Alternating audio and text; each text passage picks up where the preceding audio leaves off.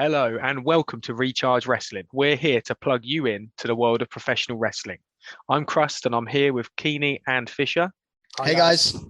Firstly, I'd like to say a massive thank you to all our new subscribers. There have been millions and millions. Well, actually about 170, but we're really chuffed about that. And that's just in the last few days. So thank you very much for subscribing. And if you haven't subscribed yet, please do.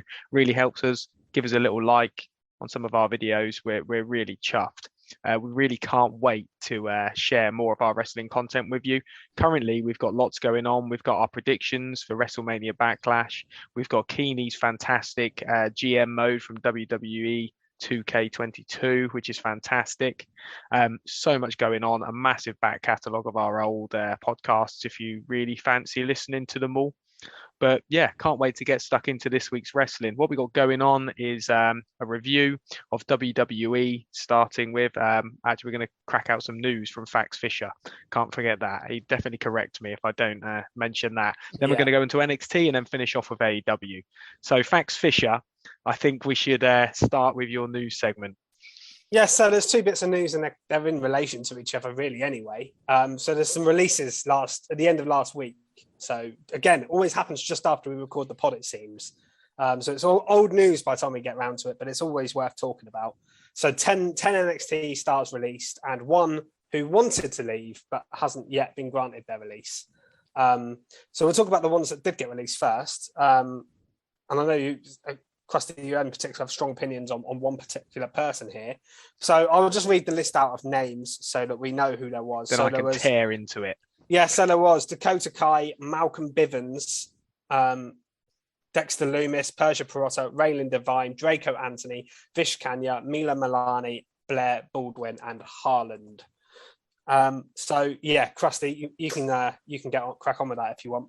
So some of them, I suppose, not really a surprise because it wasn't being used, but someone, I can't say I'm surprised, but I'm just disappointed. So this is going to be my skid mark of the week. Each of us have a skid mark, with something we really don't like from this week's World of Wrestling. And then we also have a top mark. So our favorite thing from the weeks of wrestling can be from any brand, any show, could be something just outside, like this is releases for me. So I'm really disappointed that Dakota Kai has not been utilized properly. I feel she's been in NXT a long time. She's been brilliant in ring, out of ring. I really think she should have been brought up to the main roster probably last year. Once she finished a feud with Raquel Gonzalez, who has been brought up, so that's a positive. I think she should have been taken up to the main roster. I think they really needed her in the women's division, especially at the time. Probably less apparent at the moment, but when she should have came up, I think it was in a bit of a dire state. Just so disappointed. The fact that she also never got to wear that NXT women's title belt, I think, is an absolute disgrace. So just a real waste of a talent. On the flip side, I hope she then gets snapped up by, I hope it's AEW, just because I'm an avid watcher of AEW, and I think she'd do really well there. But yeah, just quite sad and disappointed for her and for us. Yeah, I have to echo your sentiments there. I think Dakota Kai was the biggest shame. Like you say, the fact she was never champion, she was tag champ, but she was never the NXT champion is mad. And I know she did work some main event shows for the main roster, but obviously they just didn't see enough in her to call her up. I don't know if it was her or them that didn't want it, but yeah, something went amiss there. Yeah, well, yeah. Either way, she didn't make the step up, and you'd think she would want to.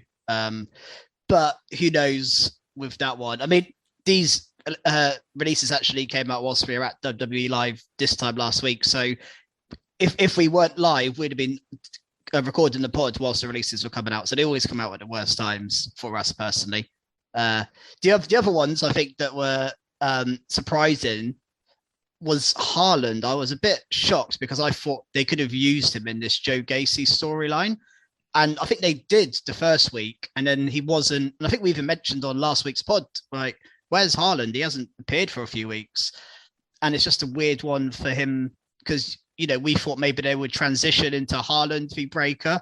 Or maybe we thought at the start, I think we even were debating whether Harland was the person to go after the NXT title. And so the fact that they've released him is a strange one as well. Very odd, isn't it? It's like they almost didn't give him a chance because they used him in this weird storyline, which we wasn't too keen on. But maybe if he'd have actually got in the ring, I know at one point people were comparing him to Brock Lesnar. He hasn't even got going, has he? And as you say, they included him in this story.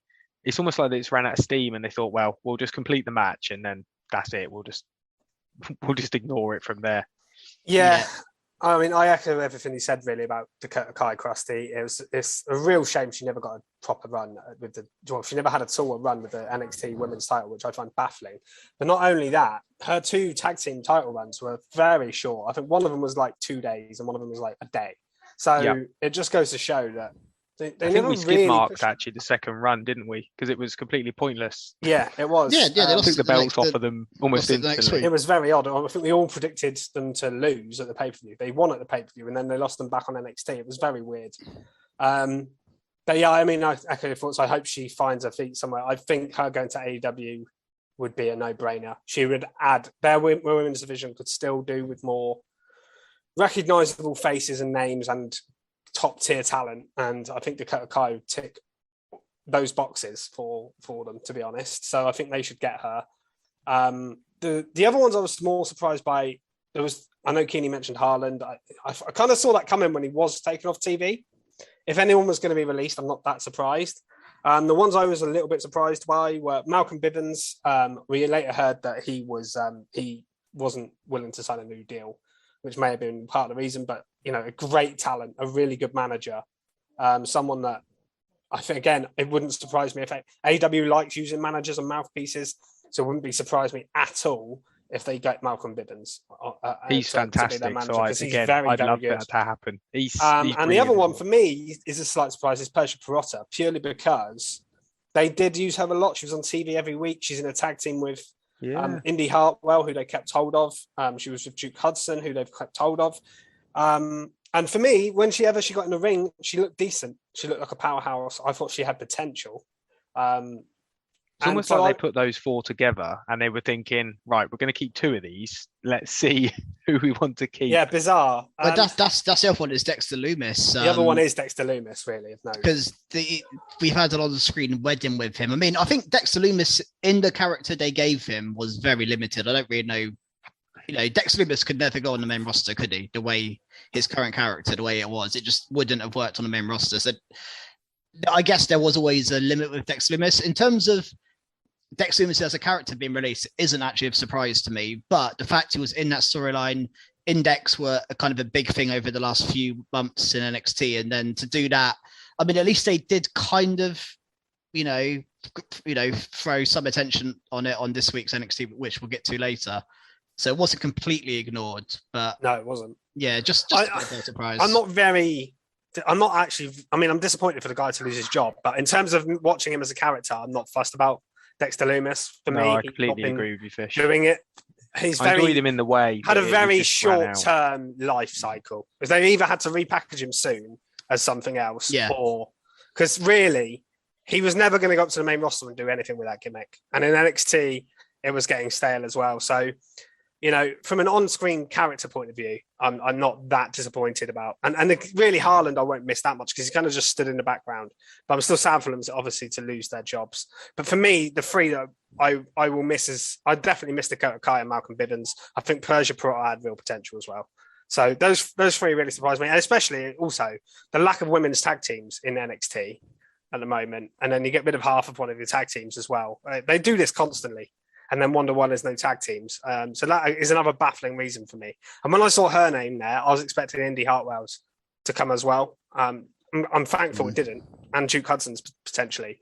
I'm thankful it didn't, but it's just odd to me, that one. Yeah, fair enough. And then we mentioned also there was someone who was asked for his release, but yet to be granted it. Maybe won't be granted it, as he appeared on TV this week. Yeah. As Fisher sends into darkness there. Is he's joining Judgment Day. It's too bright, and now it's too bright. He's having proper lighting issues. Can't make his mind up. It's because I haven't got light on. It's too sunny outside. As you can see, we've got the high tech equipment here at Recharge Wrestling. We do the blinds. So as I was mentioning, Roderick Strong has asked for his release from NXT and has been seemingly denied it because he appeared on TV this week. I mean, I think it is sensible to not release him, considering where his other 3 former members of Undisputed Era currently are. It just completes the batch. You would think I'd just throw Roderick Strong and throw him in the group, yeah. So that would complete the band. So I get why they haven't released him. And I wonder where kind of the timeline falls to him asking his release and then deciding to release Malcolm Bivens, because for Diamond Mine, who I think have been quite a successful group in NXT, to get red to this version for the leader, in-ring leader, to request a release and then the mouthpiece to be released. Okay, I know Bivens wanted to be released as well, but they obviously have to make a judgment call to keep one of them. And yeah, maybe Roderick Strong was. I'd love to know what's going on. Whether Roderick Strong is due to maybe move up to the main roster or something, and he's almost said, you know what, I don't want it. I'm seeing what they're doing with the likes of Ciampa, and it's not gone too good. I know he's on screen, but it's not gone amazing. He might be thinking, you know what, I know I can get on TV every week in AEW, so why would I want to stay here in WWE? Interestingly, Roderick Strong has appeared on NXT UK recently. He's been appearing down. He had a couple of matches a couple of weeks back to back. Brilliant for us to watch. Yeah, but I don't know if that means anything, but I just wonder. I'm confused by it, and I think we may have mentioned. I don't know if we've mentioned this in person or on the pod, but about maybe the black and gold NXT guys being most susceptible to being released. And I think we mentioned Rod Strong at the time, and he has since asked for his release because these are the guys. They seem to be trying to push out to make way for these up. We've got a new, breakthrough women's tournament coming through. So, Persia Parata. And I'm usually of the opinion that they need these guys and women to sort of nurture the younger wrestlers and have feuds with them. But actually, they're pulling people down from the main roster, which we love and we think is brilliant. It kind of makes these guys and women redundant. That's a good point. Yeah, so that is a good point. Yeah. They don't need them anymore. So they're like, we're not going to pay you when we can have someone we're paying anyway on the main roster come down and do that role. And it actually has a bit more of a buzz, doesn't it? When we see, we were excited about Natalya, which we haven't been excited about Natalya in a long time since she won the tag titles. So I think Roddy Strong requesting his release is probably the least surprising news of the year. Like, honestly, all his Undisputed Era friends are in AEW. His wife's in AEW. He's like he's like a kid looking out the window at his mates playing football, isn't he? Yeah, like, and Diamond Mine, like obviously Malcolm Bivens has been released, but not only that, he was originally in this lineup with Tyler Rust, Hatchiman. I think Arturo Ruas was in it as well. They all got released. So literally, that faction has just changed. Apart from the Creed brothers. Really, and Ivy Niles, had a little bit of screen time and stuff. Really, apart from the Creed brothers, it's been a bit of a disaster. Really, Strong, Creed brothers, and Bivens were strong enough, but now Bivens has gone as well. So it's like, could you imagine if he went to that? If Roderick Strong went to AEW and then they got Mouth and Bivens to manage the Undisputed Era? Yeah, they don't need him. They don't need a mouthpiece at all. But yeah, imagine it. It'd be crazy, incredible. But yeah, it's a shame. That he doesn't want to be there, and I was kind of looking at him on when someone doesn't want to be there, and then they appear on TV. You kind of look at them closely and like try and see the sadness in their eyes. Yeah. He looks, he was professional enough now, but no, because normally you can't tell, you don't know, you just assume people want to be where they are, but he doesn't, so it's very weird. Yeah. But yeah, it was just. So I think we've probably dwelled on these releases quite a long time now. So I think we should move on to the WWE weekly TV programming as scheduled. Should we start with SmackDown? Yeah, why not? So this was a pre-recorded show. So I think Fisher found out some spoilers beforehand. I don't think either of us did. But no. Krusty, what was your kind of standout moment from SmackDown this week? Slim pickings. Ricochet beating Shanky. No, I'm joking. That wasn't actually. You know what? There wasn't too much at all. The thing is, I want to find something positive, but I'm really a positive if you want to come over to me first. Yeah, let's go to Fisher. If you got, because if you want to start on a positive, Yeah. Let's I'm start glad with the something good. negative of the news was kind of negative anyway. So Yeah, let's be happy. This is the thing I actually knew about, spoiler wise, but I knew we were getting Drew and Roman. But I enjoyed the cage match between Drew and Sami Zayn. I thought that was pretty good. That was a positive for me from SmackDown, even though I did know the result of it, because I knew Drew was moving on. So I saw something about Drew beating Sami and then being the opponent for Roman, setting up on this show. Didn't know that much other details. But yeah, it was a good cage match, I thought. It wasn't like anything special. I like the fact they had Gulak as the timekeeper, like throughout the show on this cage match, and then obviously he was setting up the main event stuff, which we'll get to later. Well, he's doing different jobs, isn't he? Because he was a interviewer, then he was Adam Pearce's assistant, ring announcer. Now he's the timekeeper. So he's done different things, but there was a big suplex from the top, and what I liked about it is we talked about how we hate the end of cage matches when people escape. Here we got a Claymore to win it clean for Drew. Yeah. I don't mind escape as long as it's over the top. Yeah, if it's over the top. And Sami kept trying to get over the top, which is fine. They didn't tease the actual door at all, did they? I hate the door. The door should be sealed. So I liked the booking of the cage match. I thought it wasn't anything blown away special, but it was decent enough, and it had a good conclusion to a story that they dragged out too long, but it ended up being, I think, at least good. I'll praise that from SmackDown. Yeah, I think that's a fair assessment of that opening match. I mean, we might as well move on to Drew getting involved. We had the RK Bro and Uso's contract signing, and then we had Reigns. I think he came down. I think he was in the ring to start with. And basically, he tore up the contract, and then Drew came down, and that led to this brawl. And then we got Heyman backstage, kind of said to Adam Pearce, "Oh, we should have a 6-man for Backlash," which we'll get onto when we get to Raw as well, because it's probably more of a Raw thing. That's a bit more tasty. The match wasn't announced at this point on SmackDown. No. But it's nice. Again, we were literally watching Drew v Roman probably as this happened on TV. So we knew we were getting here before. Just want to say it was announced on SmackDown, the 6-man tag. See, Fax Fisher. Was it actually announced? I know Heyman went Fax Fisher straight away. Okay, it was announced on SmackDown. Then Fax Fisher, can you just move your microphone slightly closer to your mouth? Because I can't hear your facts. Thank you.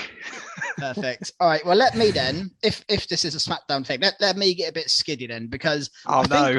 Well, I'm sorry. This is my skid mark this week, and I think this is a lot of wrestling fans' skid mark for the last week. Really, is the fact that they have just built up this unified tag team title match since WrestleMania.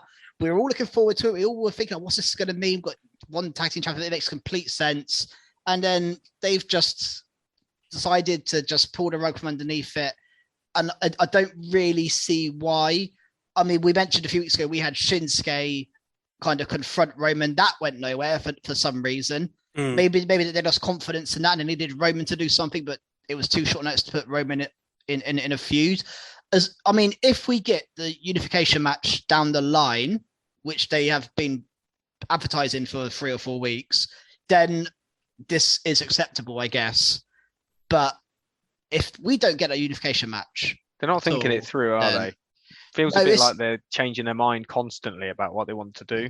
Yeah, it's just strange booking. And I do get, you can't have Drew and Roman one-on-one at WrestleMania Backlash with like 2 weeks build. It's not quite enough. No. We they did that with Seth and Roman for the Rumble, but at least there was the history there. There's not it goes back much to history. They should have just stuck with the Shinsuke feud for now. I think they should have started the Drew feud after here. Do Nakamura here and then heat Drew up for Hell in a Cell or Money in Bank or whatever. I wonder somewhat if the live tour messed this up slightly, because they were so desperate to draw people in. They announced the matches and we were all like, why is Drew facing Roman? It makes no sense. It would have been a bit odd, I guess, if he was in a feud with Shinsuke at the same time. It doesn't make sense.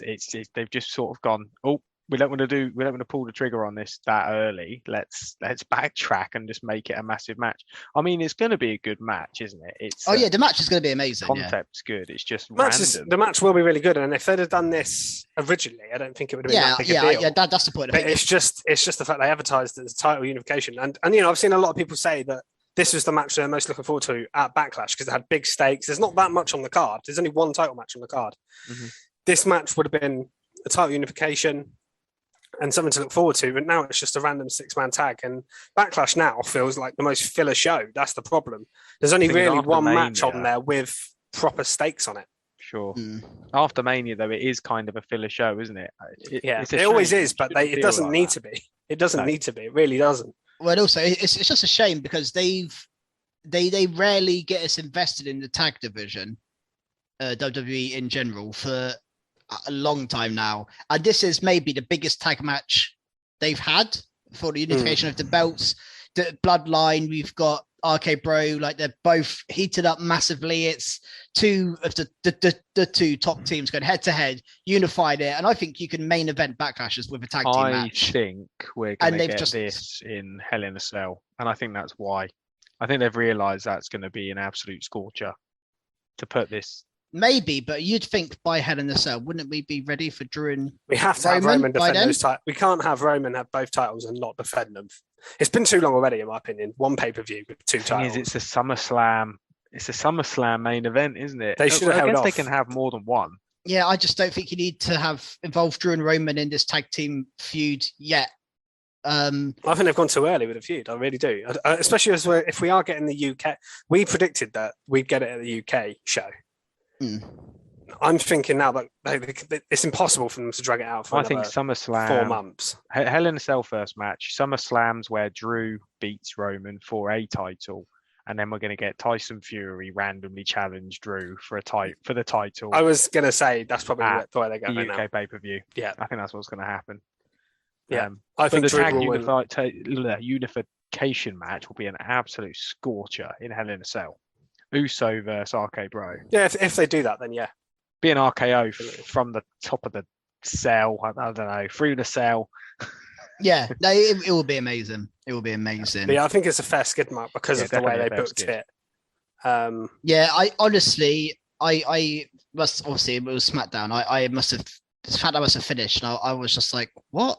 They're not cancelling the match. Of course, they're not cancelling the title match, but they did. It was advertised sort of just randomly in between. I wrote it in between a segment. So yeah, I mean, the one thing I don't mind about it is I quite like that Roman's the guy who ripped up the contract to be like, oh no, screw that. Like that's kind of within its character. Yeah. But I liked Paul Heyman's promo. I thought Paul Heyman's promo was actually really good, but like the consequences of it were bad. Yeah, it's the thing. It isn't even the performances of the people involved. It's not like, it's just the booking decision to do this is what the issue is. But like you say, the match itself will be great. I'm sure it will probably steal the show on WrestleMania Backlash. It will surely main event because I don't think there's much else that could, but who knows? That's another discussion. You could have Ronda Charlotte main event. I think that really that should main event, but I mean, now it's a 6-man. You could. I think they should have the women's title match main event. I mean, they could, but I just don't know. I mean, again, maybe it's just personal preference. I don't disagree with you that to me it doesn't matter too much because I'm a little bit bored of the. Yeah, I personally don't. I'm not looking forward to seeing this match. I think it's a bit of an Should we talk about this bit? Should we move on? It's the main event of the show. So we're on to the. But yeah, I in all honesty, I think just to finish that, I think it would be an insult to the women's title if it's the only title on a card to not have a main event. That you can't. That's especially there's Ronda Rousey involved in it. It's an I Quit match. It is a huge match. It's been drawn out and got a bit strange. Yeah. But beat the clock. I didn't mind this. I don't mind the purpose of it. What I didn't enjoy, I mean, I like the fact that we got like Aaliyah in the ring. We got Aaliyah and Shotzi in the main events slot. Aaliyah was looking great until like the last bit. It was like she waited to be put in the submission. It was really weird. I don't know if you noticed that. It was like she was just sort of standing in the ring. Yeah. Fine. She wasn't like on the floor or dazed, and then just Charlotte put her in a submission. I was like, it just did not flow. Yeah, because they were trying to get that timing clock so on point, it looked stupid. Yeah, so I disagree slightly. I mean, I agree with that, but I actually don't like beat the clock challenges. I don't like. I just don't see the point in them. I just really, because I think it really puts down the people they're against. Oh, so definitely. Okay, yeah, Aaliyah definitely does that. Aaliyah and Shotzi are in the main event segment of SmackDown, but they're not even there to compete in a match. They're there to see who can get beat quickest. I thought Aaliyah looked okay though. She got some offense in. Yeah, I think Shotzi ran for most of her match from memory. But it's just it really. So Aaliyah and Shotzi are now more demeaned than they were if they weren't on TV. So that's why I would have had it against Gulak both times. I'd have had Gulak. Like, okay, you got to try and make Gulak. We don't mind demeaning Gulak. Because that's what's happened, and that's Gulak is in this role, and he's been involved with the two. So I think that would have made sense rather than throwing two women on your roster that you clearly don't care about, because you've made that perfectly clear by putting them in this position. And also, what did they achieve by beating the clock? Just bragging rights? That was my problem with it. I was going to say, I don't mind beat the clock challenges if they pick the normally what happens is they do that and then they the winner picks the stipulation or something like that. But the stipulation was already decided, so there was no real purpose to it. Yeah. So yeah, I agree with you on that bit, and I definitely agree that it always makes the wrestlers look. If they're going to do it, they should do it with like random unsigned talent. Yeah. Throw jobbers in. We had a jobber fight Raquel on the show. Even though it's nice to see Aaliyah and Shotzi on TV, it's still harsh on them. The bit I did like was afterwards when Charlotte hit Drew Gulak with the ring bell. I like that bit. Yeah, I thought that was a good sort of Charlotte and Drew. I'm more interested in Charlotte and Drew Gulak. I'm all here for Drew Gulak getting beaten up by Charlotte and Ronda. I can watch that all the time. Yeah. But the problem I have with it, so again, I'll go back to Leah and Shotzi again. But why should we ever care about them? Because they could have spent that time with Leah and Shotzi. Okay, earlier on in the show, maybe build up a rivalry between them. We saw them compete live at WWE Live in London, and they looked okay. The crowd wasn't into it, but why would the crowd be behind either of those two people? Because they've not been portrayed on TV as serious competitors. I was behind it. I was enjoying it. You were. I'm an Aaliyah and Shotzi fan. Yeah, I mean it was fine for what it was, wasn't it? And I think just tell us a story between these two people rather than throw them to. And again, it's just that thing of they care about so many people, usually one or two, and then everyone else is just food to those two to make those two look strong. It's just a shame for Aaliyah and Shotzi, but it is what it is, isn't it? And yeah, I like what match is interesting. At least we've got that. Yeah, looking forward to that one. Hopefully main eventing. So what else did we have on the show? Yeah, well, I briefly mentioned Raquel. She won a squash match against Kat. Yeah, we mentioned that we liked Guns doing that, and I said I hope we get the same thing with Raquel for just a couple of weeks, and we did. So that was good. Yep. One thing I didn't like was I was a bit concerned about a promo before the match. Her gimmick was a little bit different to what it was in NXT. But I was a bit concerned about that bit. But the actual match itself, I think they test the water, don't they, for a few weeks? So see how the crowd reacts. So I'm hoping they'll nail it. Yeah, it was okay. I mean, there was nothing special, but these squash matches never are. As you say, they need to build her showcase. Up, she looked powerful though, which is what I want her to be because she's a phenomenal power wrestler. Yeah, so she had something different particularly on SmackDown, I think. We had Ricochet. I know you mentioned it earlier as a joke, Krusty, but we got Ricochet v Shanky for the Intercontinental title.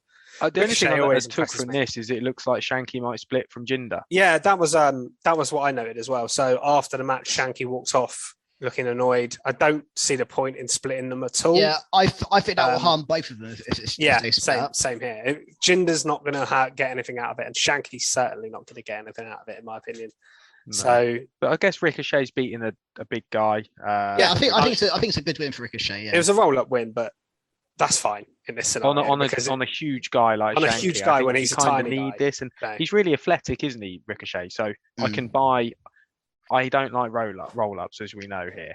I'm not a roll-up fan, but I think when you're going to do one, this is the time to do it with a sort of nimble Ricochet wrestler against a hugely powerful wrestler, sort of twice his size. So yeah, I didn't mind it, but again, nothing nothing fantastic, was it? I mean, the match we saw Ricochet in at London live last week was absolutely incredible.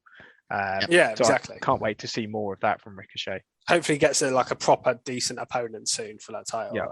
I'd like to see a one-on-one match with, Butch. Butch or Sheamus again, or you could do Gunther at some point. Well, Sami Zayn was who he faced at the pay-per-view. Yeah, there's quite a few people on SmackDown he can face, but they're not doing that at the moment. They're just kind of having him run through lower card guys, which is fine. It builds him up it builds his reign up. Keeps him on TV. You know what, what? doesn't it? He's on TV and he's in title matches every week, defending the belt. So Exactly, I'm all for it. I'm all for it. Brilliant. Something I did actually really enjoy, which I forgot about it, but it actually made me laugh, was Corbin having happy talk with the trophy as his guest. I thought that was hilarious. I don't know why, but I've never seen that done before. I just thought it was funny. But then it just goes the way this always goes. Madcap attacked Corbin, didn't he, and got the upper hand over him. Yeah, he had a sledgehammer, didn't he? Yes.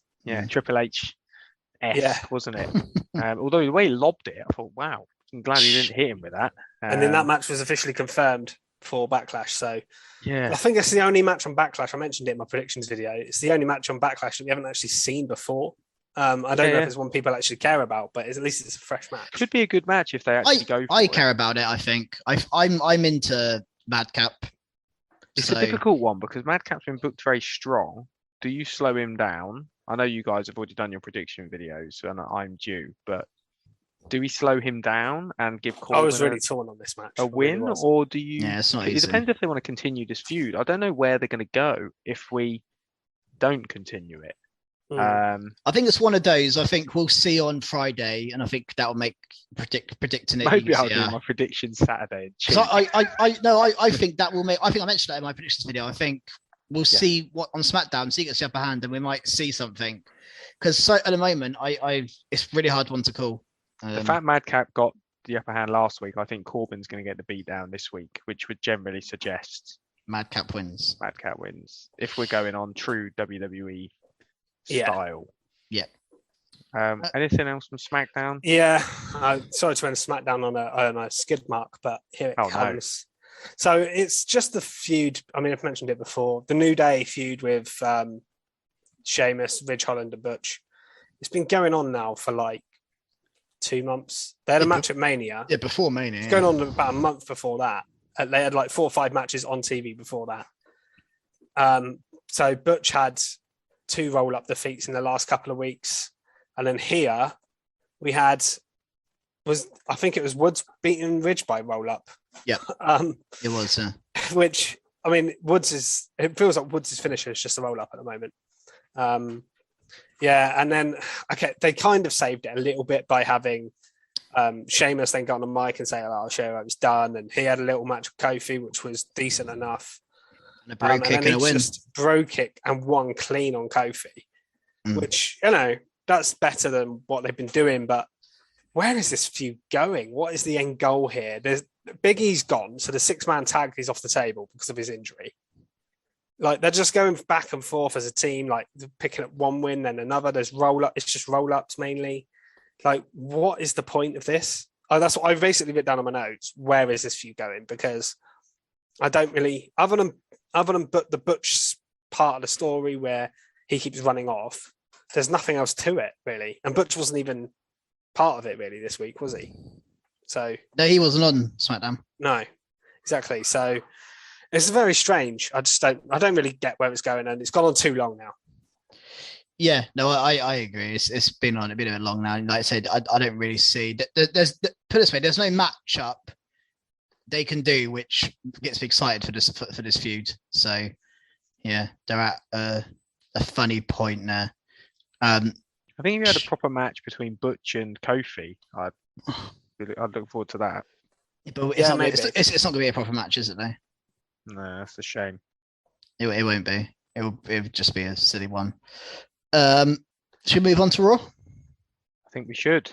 Yeah. I would love to open this up. Oh, go on then. So I got really excited about this opening scene. Absolute fire. So Roman's in the ring. Acknowledge me.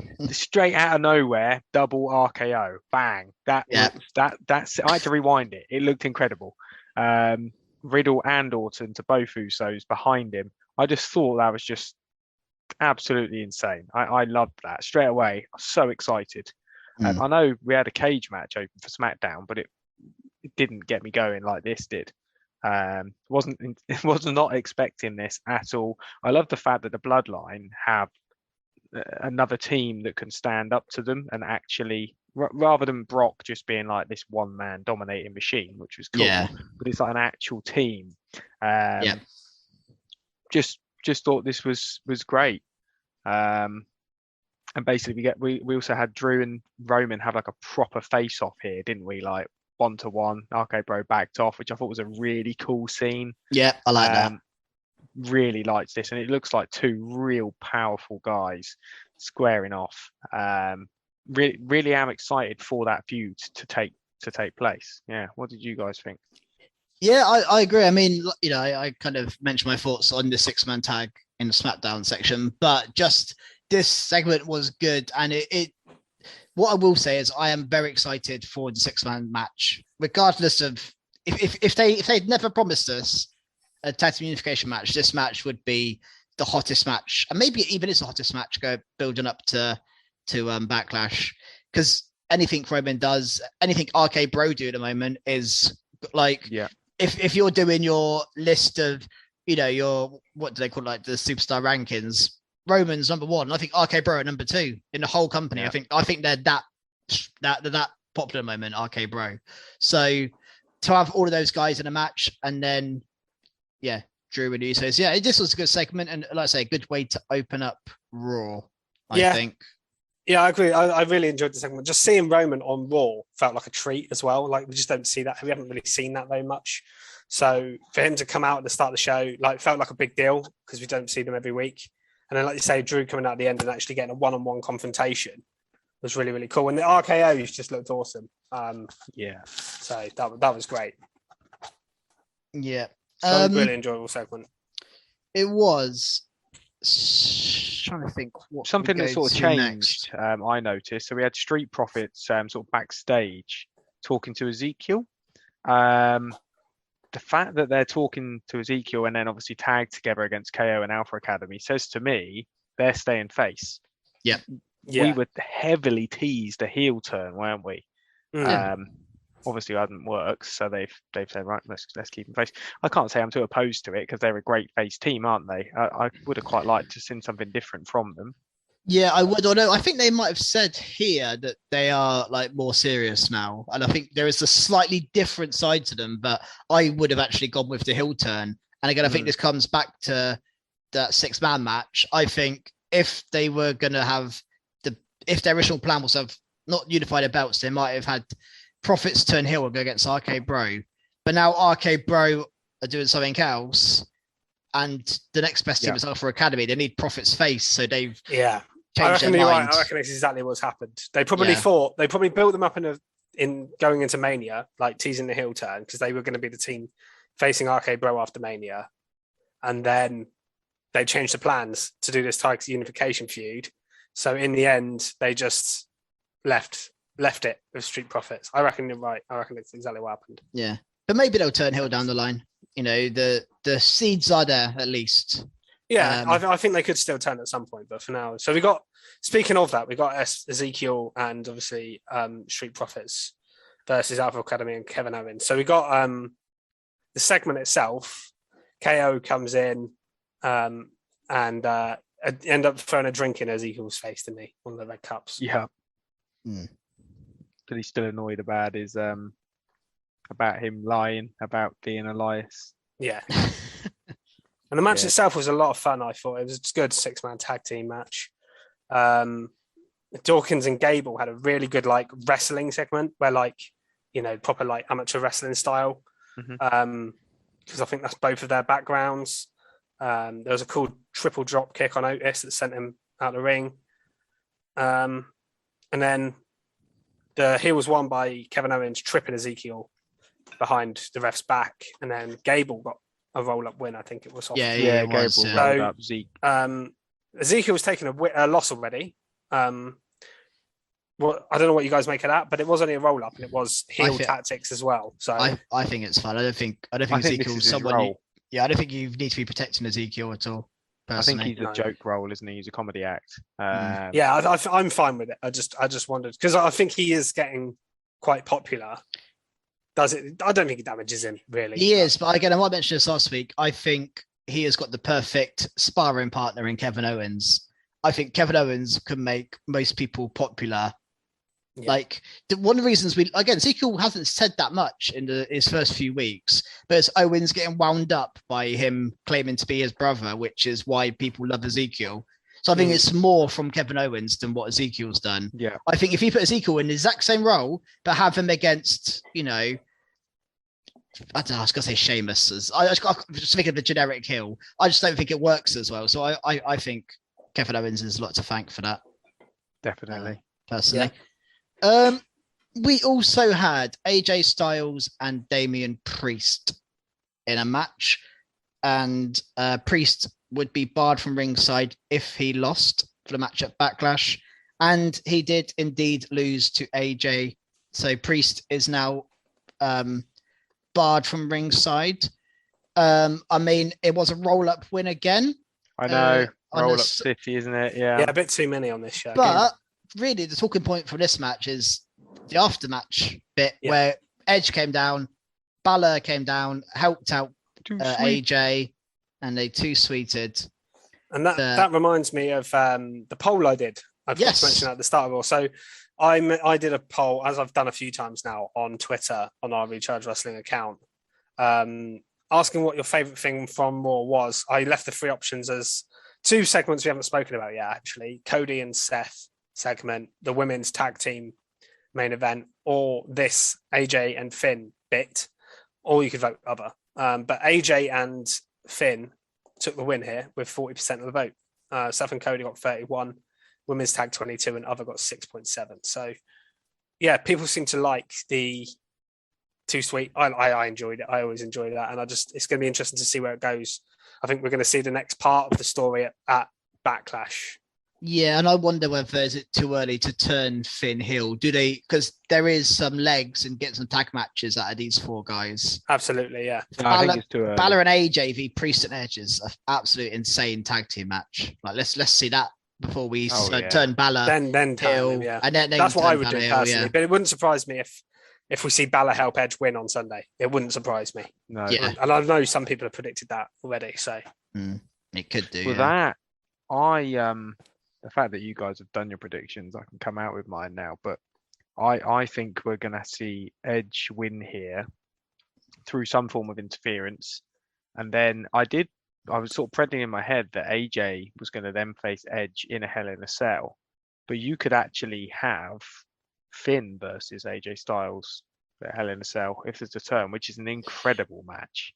Yeah, you could. And I mean, because again, you might have already seen my prediction video, and sorry if you have, but I think the fact that Priest is banned from ringside, I think to me that tells me that they are going to have someone else help Edge win. So you're thinking, Priest isn't there, so AJ's got a chance, but then someone else, and maybe it's not even a male superstar. Maybe we get Rhea Ripley or Alexa Bliss. Maybe. Oh wow! We've not seen her for a while. It's funny you should say that. I saw someone put a picture thing up of a created photo thing today with Alexa Bliss in Judgment Day. She looked, she fitted in the outfit. She looked really fit well. And on the mic, she'd be amazing. Someone we've not seen for a while. And I think a female member, and we don't see it a lot. We mentioned it with the Bloodline and Naomi, never happened. And I think incorporating a female into a faction like this, I think could be really powerful. So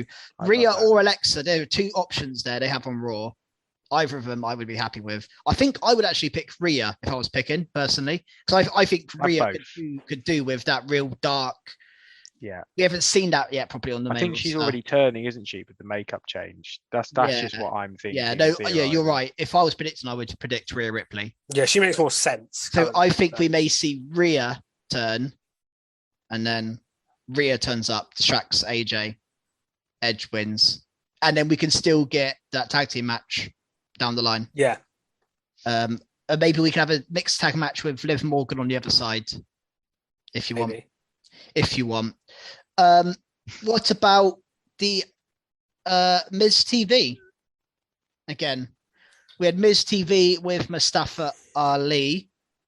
I'm enjoying Theory and Miz together. They're great, aren't they? They are great together. Duo. I like seeing Ali on TV as well. I guess I was a bit bummed that he lost here, but it was a 2-on-1. It was 2-on-1, so you can understand it. And we got the Ciampa attack again afterwards. Yeah, so I think that's the feud they're focusing on with Ali. Well, that's a bit that confuses me because I actually think Ciampa feels like a real fourth wheel here.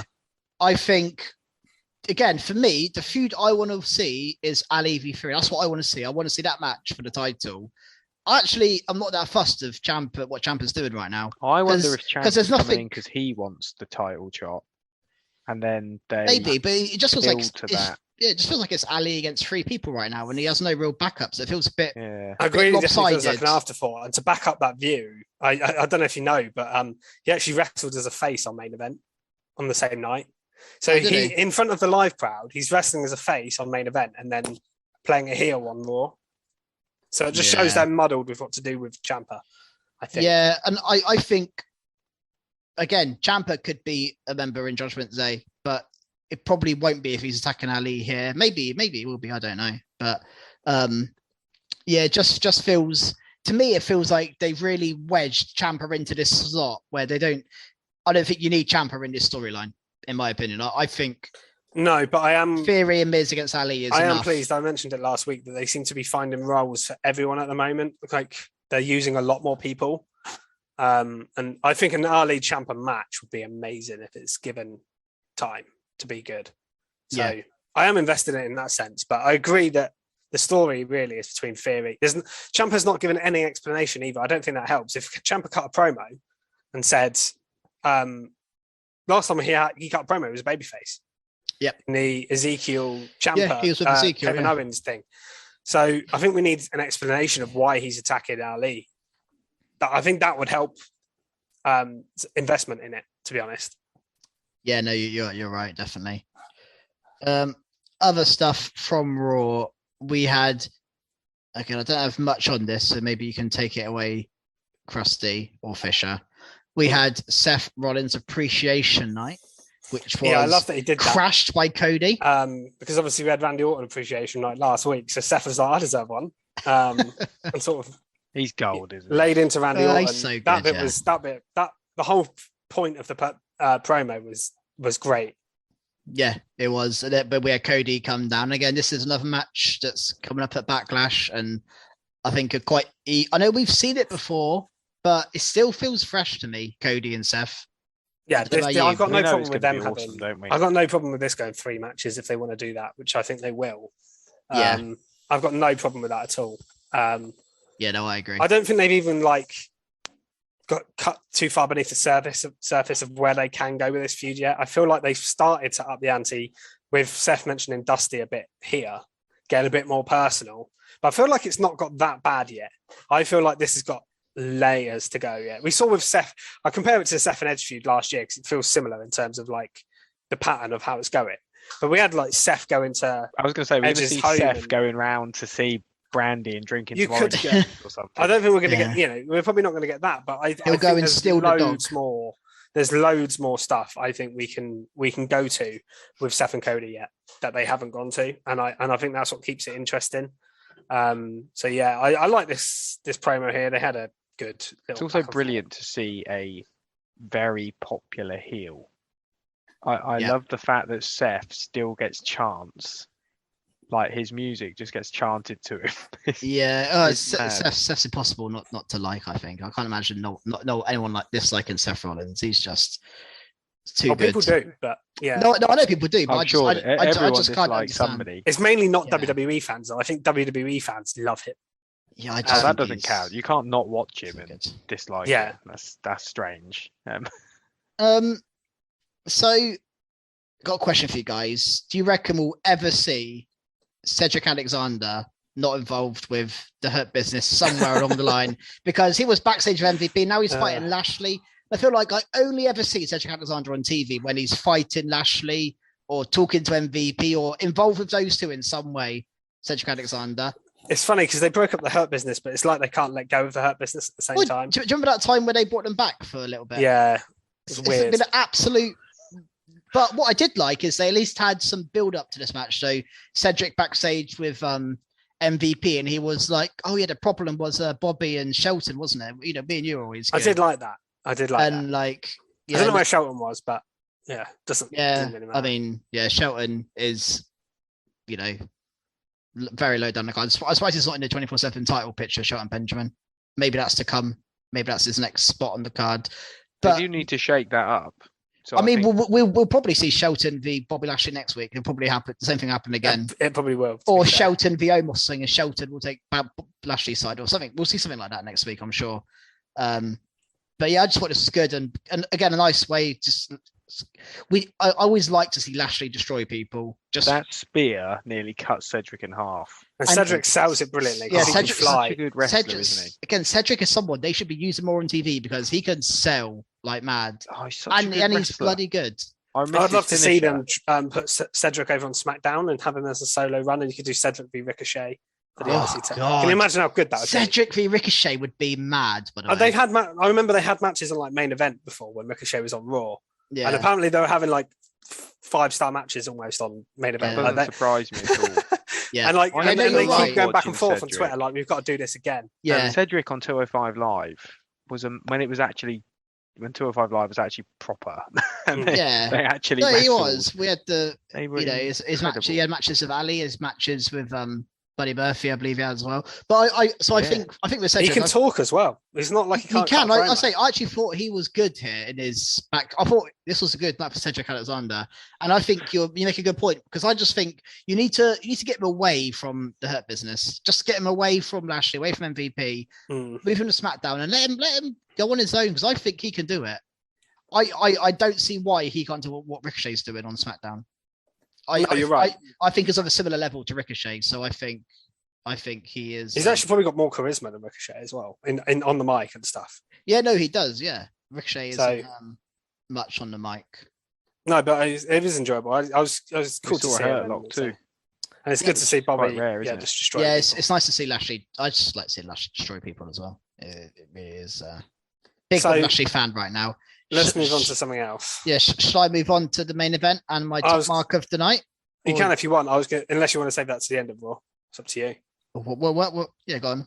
Max Fisher's got some cheeky more. Well, I think extra bits. We don't like talking about the 24/7 title match, but I think there's some notable stuff in this because obviously, first of all, we had a new champion. But it's the aftermath is what I'm interested in here. So we got because there was a return on this show as well. So we had Nikki. There's a little video thing where Nikki won the title off of Dana Brooke. They have a rematch on Raw. Pointless little match. Dana Brooke pins Nikki ASH clean, and I was just like, oh my god! Like she was former women's champion last year. She was pinned by Dana Brooke for the 24/7 title. Then he had a cool little. I enjoyed the little segment with Ricochet and Reggie talking about him being his lawyer. I enjoyed that. It was quite funny. R-Truth is still good at what he does. But what I found interesting was on the back of this because I was thinking, where does Nikki go from that? But she looks. It was involved in this segment with Ricochet and Reggie. She looks upset about her loss, but then... Sorry, yeah. Did I say Ricochet? You said Ricochet, yeah. I don't know. Because we were just talking about Ricochet. Sorry. Yeah. Ricochet, you're not 24/7. Ricochet suddenly in 24/7. That'd be a demotion. I think he was chasing around at one point. He probably was. He's got away from that, luckily. But yes, Doudrop comes in and is like, are you ready to get serious? So we predicted this tag team a little bit in the past. Yeah. But it looks like we're going to get Nikki a Doudrop. What's happening there? Nikki a Doudrop tag team. Yeah. Which I'm all for because they need more tag teams. And maybe they'll call him Nikki. I think her suggesting she gets more serious, maybe she either drops the gimmick completely or we're going to see a more serious version of Nikki. Which I'm all for. Let's see. I reckon get Doudrop and Nikki as a proper heel team, make them a proper team. They seem to work together. I think we mentioned in the build up to Mania that they could be involved in the title feuds. Yeah. They never were. And I think, this is... They could be a good feud after Sasha and Naomi are done with... Shayna and Natalya. Shayna and Natalya. You can have them face Nikki and Doudrop. Why not? I think that's a good tag team to have and face. And Nikki is on Twitter now saying she's only going to refer to herself or respond to people if they call her Grand Slam Nikki, because she's the first woman to win the Raw Women's title, the tag team title, and the 24/7 title. As if winning the 24/7 title adds to that. It probably takes away, if anything. But it's a funny little thing from her to say. Well, it's cool. She's won so much gold, isn't it? Fair play to her. Yeah. I guess. Okay, so I'm gonna go on to my top mark now, unless you've got any more little segments in the woodwork there. No, I just thought that was worth mentioning because of Doudrop returning more than anything. I'm interested to see where that goes. It was. I don't really care about the 24/7 title. Just the rest, the Nikki Doudrop tag team, I think could be good. So my top mark is from the main event of Raw, and we had a lovely 6-woman tag match. Bianca, Liv, and Asuka v Becky, Rhea, and Sonya. And if there's one thing this match shows, it's how strong the women's division is on Raw. We've just mentioned Nikki and Doudrop. Do you know what? I felt like, it really showed. I noted this down, that it really showed there's like tiers within the women's division that we don't normally get. So you've got 6 there that are like your main event or top mid-card, maybe in Sonya Deville and Liv Morgan's case, you could argue. But 6 legitimately top women, which is great for one. You don't get that very often. But then you also had Nikki and Dana fight for the 24/7 title. You had Doudrop on the show. You had, obviously, you got Tamina on the 24/7 title, lower card as well. You've also got Zelina Vega and Carmella, who weren't there this week. Alexa Bliss to come back in. It did show the depth of Raw's women division, actually.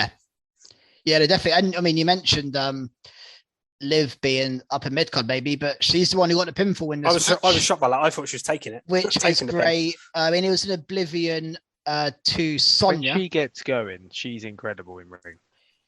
Yeah, she is. I feel like she's got better and better and better. When she was in the Riot Squad, honestly, I thought she was maybe the third best member of the Riot Squad in ring. Oh, I disagree. I always thought she was amazing. At the start.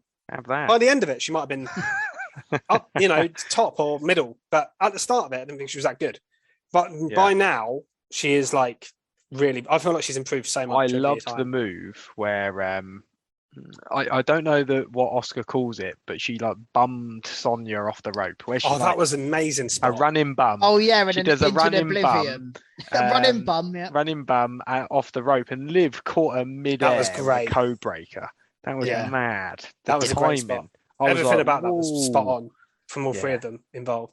Yeah, amazing. It's so how great is it to see Asuka back as well? She's back. I think that was what made the great match. Full flow. She's back. I needed that break. She never left. Now I needed the break because now I think you're right. I think we all needed that break from Asuka, and I think she's come back fully revitalized, and she's just come back on top form. I think she just looks great, and we have again, maybe to honest you, probably the people like Belair is actually not a central figure in this match because we've got Asuka, Becky feud, we've got Liv and Rhea, and then you got Bianca and Sonya, which is probably the 3rd biggest feud out of 3. Just, I mean, is it even a feud? Nice to see. I can't wait till we get again. I can't wait till we get Bianca versus Rhea, which is I think it'll be like the big match over SummerSlam or something like that. Yep, that would be very. I think that's what we're going to build to because I think Rhea will be on a trajectory where she wins a lot of matches. Maybe she joins Judgment Day or whatever. Yeah. But I think Bianca will obviously be kept really strong. And then you can have the 2 of them face off in a few months' time. Yeah, I think just last point on this. I think I think this shows that they haven't forgotten about Liv Morgan yet. They haven't just she had a title run and now we'll put her back to the mid card. I think I was a bit worried about that when especially she still thought about when they broke the team up early, and you know that Rhea is going to be the one they're pushing out the 2. But yeah, it was. It's really good, and the finish was quite cool. So Sonya tried to cheat, didn't she? Legs up for the pin. Bianca stopped it, and then she hit the Oblivion on because she was by the ropes. So yeah, Becky did some great stuff here, trying to avoid Asuka at the start of the match. Eventually, she did. I think they had a little bit of a interaction. Yeah, but it was a really good 6-woman tag main event, wasn't it? Given time as well. Yeah, it was brilliant. Absolutely loved it. She got on to NXT then. Yeah, I can start. If you want to go, Yeah, Spring Breakin, weird name for a show. If you want to go back-to-back top marks to keep the positivity, we can do that. Oh, We go hell straight yeah. in. Hell yeah. Top mark. So it up. I'm going top to, mark. it's not often I get a top mark from NXT, but I really Oh. enjoyed the opener Yep. this week, which was the NXT North American Championship. I think it's 3 of the gems. I enjoyed the NXT. opener before the opener. Yeah, we'll Just give, had to give that a little mention, surely. go on. Pretty, You can pretty deadly. Just pretty deadly. You just like got a camera shot of someone's behind in some like hot pants, and then it was pretty deadly. Like, Yeah, these boy. guys, yeah, They're well these fun. guys are just funny, aren't they? They We are love great. good. NXT UK, but I hope they're getting across with the NXT fans because They suit I'm NXT excited. 2.0 as well. Yeah. I actually do. So hilarious. Sorry, I just had to interrupt because that No, opener it's- was gold. It's fair enough. I didn't want to forget about that, actually. It was That worth can have an mentioning. honorary top mark. Mm. But yes, Nearly the a match skid mark with itself, those shorts. 3 of the top in-ring performers in NXT right now. Carmelo Hayes, I think, is probably right amongst those in the top 2 or 3 wrestlers in NXT in ring. Absolutely brilliant. Cameron Grimes has been very good for a long time, and Solo Sikoa, who is getting really over as well. So they had a really strong triple threat match. It started with Solo and Grimes sort of teaming up on Carmelo, 2-on-1. Carmelo was doing some really good stuff, flying around the ring. It was a really good spinning Uranagi. I think it was from Solo. And Grimes broke up at 2, but it was a really fast-paced match. There was a Poison Rana at one point. And then the finish was...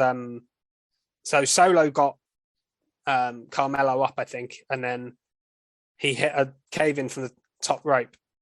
Onto them and then pinned into him. a Samoan drop, yeah. Yeah, into a Samoan drop and then pinned Yeah, that was awesome. Solo.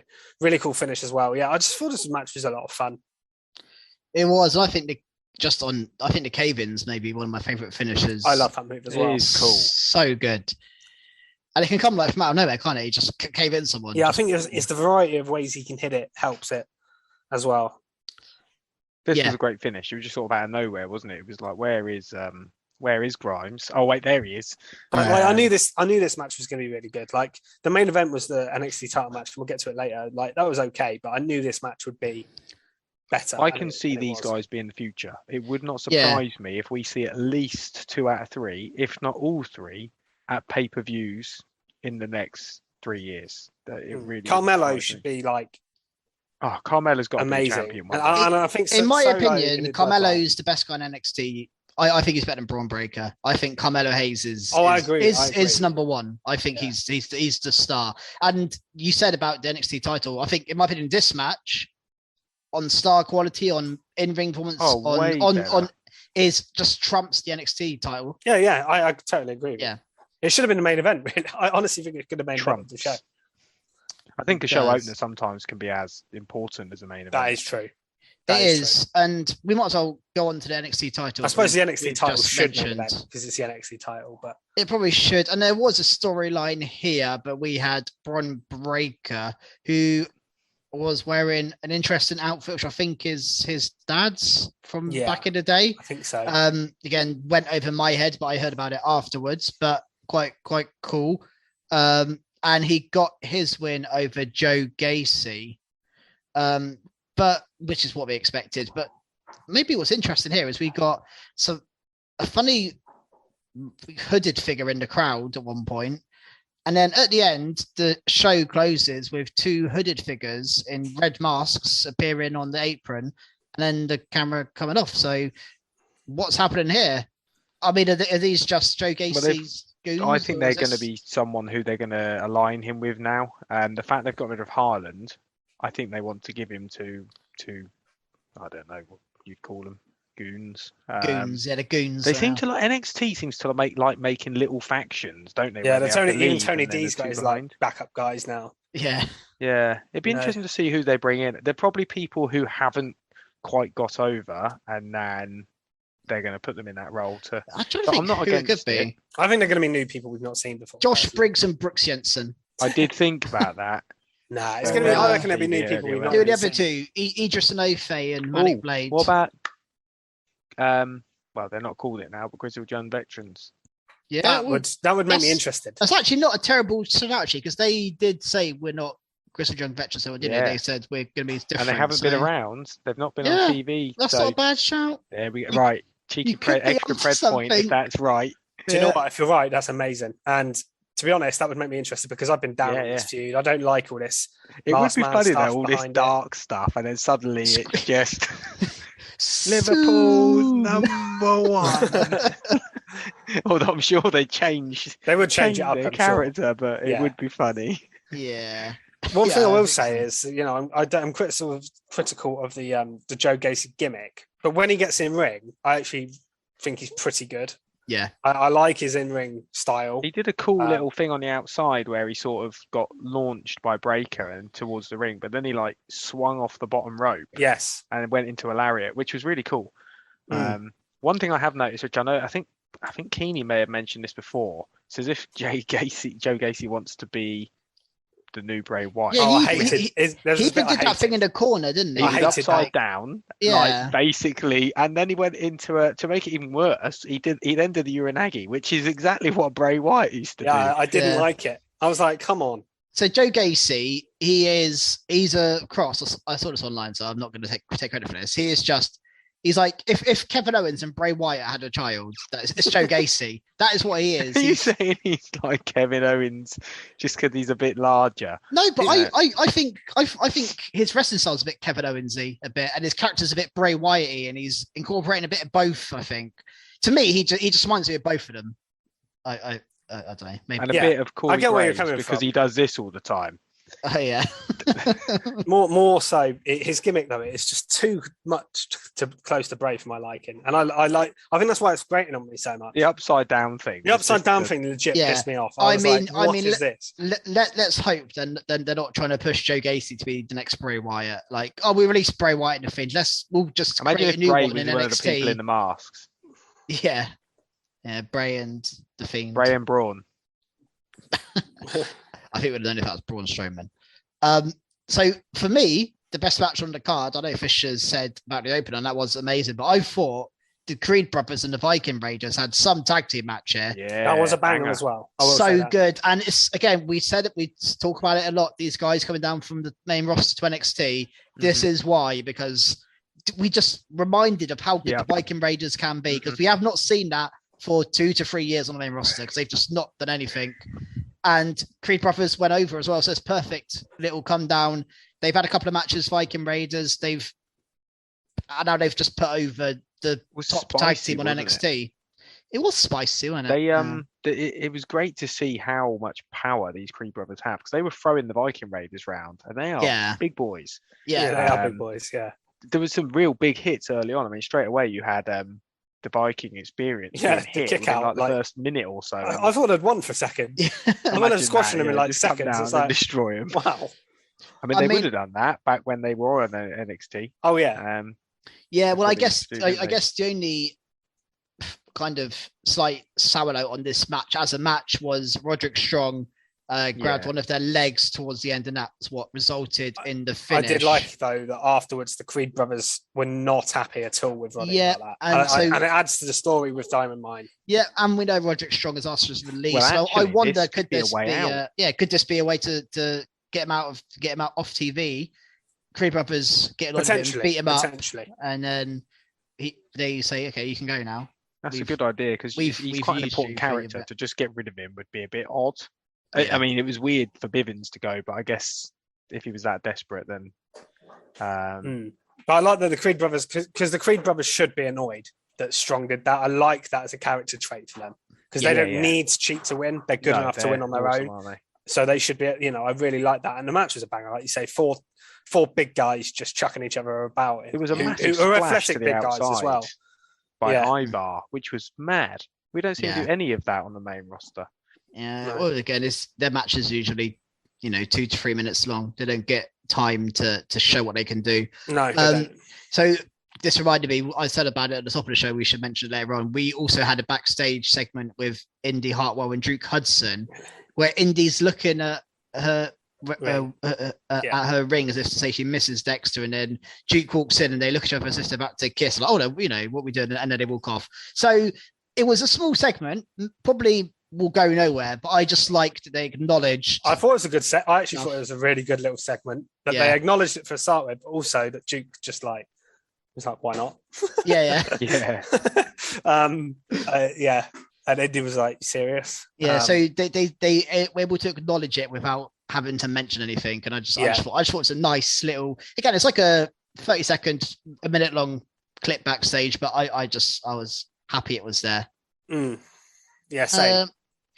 Actually, Krusty, I'll probably come to you now because you were mentioning him last week. Nathan Fraser had his NXT debut. This was good. So I really rate Waller anyway. And Nathan Fraser, he's like been thrown in at the deep end, which I think is pretty cool for him. So he's definitely on the way up. Great fast-paced match straight away. Just like last week, the way Fraser runs around and jumps out of the ring is just incredible. And it's really played off well with Waller playing his character. I love the lunges he does, and he was using it as an offensive move. He was lunging on top of Fraser, which is just such an annoying move, but just so clever. I love the fact he did the Rollins stomp mocking Seth as well. Yeah. It's that was those little details, isn't it, that people like us really appreciate. Yeah. Well, I think they mentioned in commentary, didn't they, that he was the Seth trainer? Oh, they've mentioned it every week that he's been there. They've mentioned it. It's a good accolade. He's only been there 2 weeks, Fisher. It's only a second week. Yeah, always mentioning it. Third, because they mentioned it on the first week when they said he was coming. Yeah, then they mentioned it when he was there. Then, even in NXT, they did UK. Fisher's known about it since Seth met him. So honestly, in NXT, the contract signing. They used to say it every other week in NXT UK as well. So. No, can you blame him? I mean, Seth's such a legend, isn't he? Yeah, but it was a great match, wasn't it? Absolutely brilliant. Waller did was when he got the beach ball, because that's such a play for crowds. They're like, "Oh yeah, throw the beach ball," and then he ripped it, and they booed him like crazy. He's really good in ring as well, Waller. Yeah, he is. He's brilliant. He is good. He's really good. Fantastic. I really like him, and Fraser is a star. So. But Fraser got the win here, and I think. We're moving towards Waller feuding with Andre Chase by the looks of it. He seemed to be having words with Andre Chase. He did his horn. Someone used a foghorn. He fell off the rope. Yeah, he fogged on and he fell off the rope, and that allowed Fraser to do his little spinning. I don't mind that because it's nice to see Fraser getting the win, but Waller, to have him lose clean when he's just literally torn apart loads of people, hasn't he? He's won clean in a lot of matches recently. So. Shoulders come. One thing I will say about Fraser, he did a little promo before, and he's really awkward. I find him awkward on the mic. That is one thing. Yeah, he isn't that. I would say. I think he could do a little bit of a work there, but he's still very sort of new. And his wrestling can do the talking. No, and if his wrestling can do his talking for him anyway, then I think he'll be fine. But I did notice that he was a little bit awkward on his interview. I thought his wrestling is incredible. I just hope he doesn't injure himself because he's that. It's like a Darby Allin, isn't he? He throws himself into everything. Yeah, his finisher as well. I don't know what it's called, but I just put mad flip thing. It's like it sort of defies physics the way he manages to hit that. Awesome match. It's called a Phoenix Splash. Phoenix Splash. Thank you. I thought that was what you called it. Did you just Google that? Sure. No, I have the website up, so I just looked. I just looked at the match description. Prepared here at Phoenix Splash Wrestling. Yeah, everyone bar me by the looks of it. I've got you. So we had a business meeting between Santos Escobar's crew, Legado del Fantasma, and Tony D'Angelo. What did you make of this segment? So I thought they were basically joining forces at one point. I thought, God, are we getting some massive faction here? I knew that they would get an AEW style. But I really enjoyed this. I like the setting. I think Santos is a really good talker. I think Tony does a really good job as well. I'm glad that they did most of the work here, and the others just kind of stood around the table. I thought this was really good. I enjoyed this. Yeah, but then we got Santos Escobar and Legado. The only thing is, how many times has kidnapping got to happen in the NXT car park before the police are called? Like, seriously, security out there. What is going? How many times has that happened? Probably like 20 times over the last few years. I think half of them have been Legado as well. But I'm surprised Yeah. they've not been arrested yet. Yeah. All this kidnapping. That bit I wasn't as keen on, but the actual business meeting thing itself I thought was really cool. And I really like this kind of faction warfare that between two, like, they feel kind of on the same level, if you know what I mean. Like, neither of them are particularly face. Neither of them are like really heel. Well, Tony's really heel, but yeah, do you know what I mean? Yeah, it's strange, isn't it? You'd think he's heel, but then Was Legado were... Escobar and that were heels, but they don't feel like it. But yeah, it's not like proper baby faces versus proper heels. It feels like two gangs going at it, which I like. Yeah, it's cool. I do enjoy it. Yeah, it was nice. Yeah, I think it is cool, and I think it's quite. I think it just fits both characters, doesn't it? To have this like Power struggle. It's a perfect, Yeah, it's like two big gangs going for power. I like it. Yeah, all for it. But like I said, it really is two heels. Although again, you might have said it Vinegar Fish, but I really want to see Legado turn face. I'm ready for it. Yeah, I think they're really. I would you say that and then they abduct someone, so maybe not. But we had a tag match, didn't we? Between yes. Cora Jade, Nikita Lyons versus Natty and Cora Jade. No, not Cora Jade. Lash Legend. Yeah, that's it, Lash Legend. So something I can't help but watch Cora Jade now when she's in the ring because I've been that critical in the past. Yeah, she's definitely getting better. You can see that she's been working with Natalya and people backstage, which is really good to see because I think her character's great and someone that people will love. She's got a really great look as well, which is just really cool. I think she's still a little bit green in ring, but she's definitely getting there. I think Natty's really working her magic in this overall. What did you guys think of it? I thought it was okay. I've said before, I think Lash looks really raw when she gets in the ring. I think she looks really really green. Like she definitely needs some work. But you know, I think the purpose of this is that, isn't it? Yeah, exactly. Natty train these three new superstars, isn't it? Yeah. Yeah. What was interesting here as well, she had a sort of miscommunication between Natalya and Lash Legend. Yeah. It kind of cost Lash here. I think Nikita's looked all right. I think they really like her. I think that's clear to see. Oh, it's because she's so popular though. Yeah. I think her and Cora Jade are looking pretty good. Yeah. So yeah, I'm glad they get a win here with a little double move thing they did. Nikita went for her kind of weird pin thing. She did what I found was weird, and then she got off her. So a split-legged splash followed by a top rope senton. O'Kearney's got his. Yeah, I was going to say. You thought there's no way this is his notes. Gone first. he's like Excalibur. I am. Although you can see in his glasses he's reading. Yeah, you can probably reading see something. Reflection. If you lean in, we'll be able to read it ourselves, just backwards. But yeah, no, it was interesting.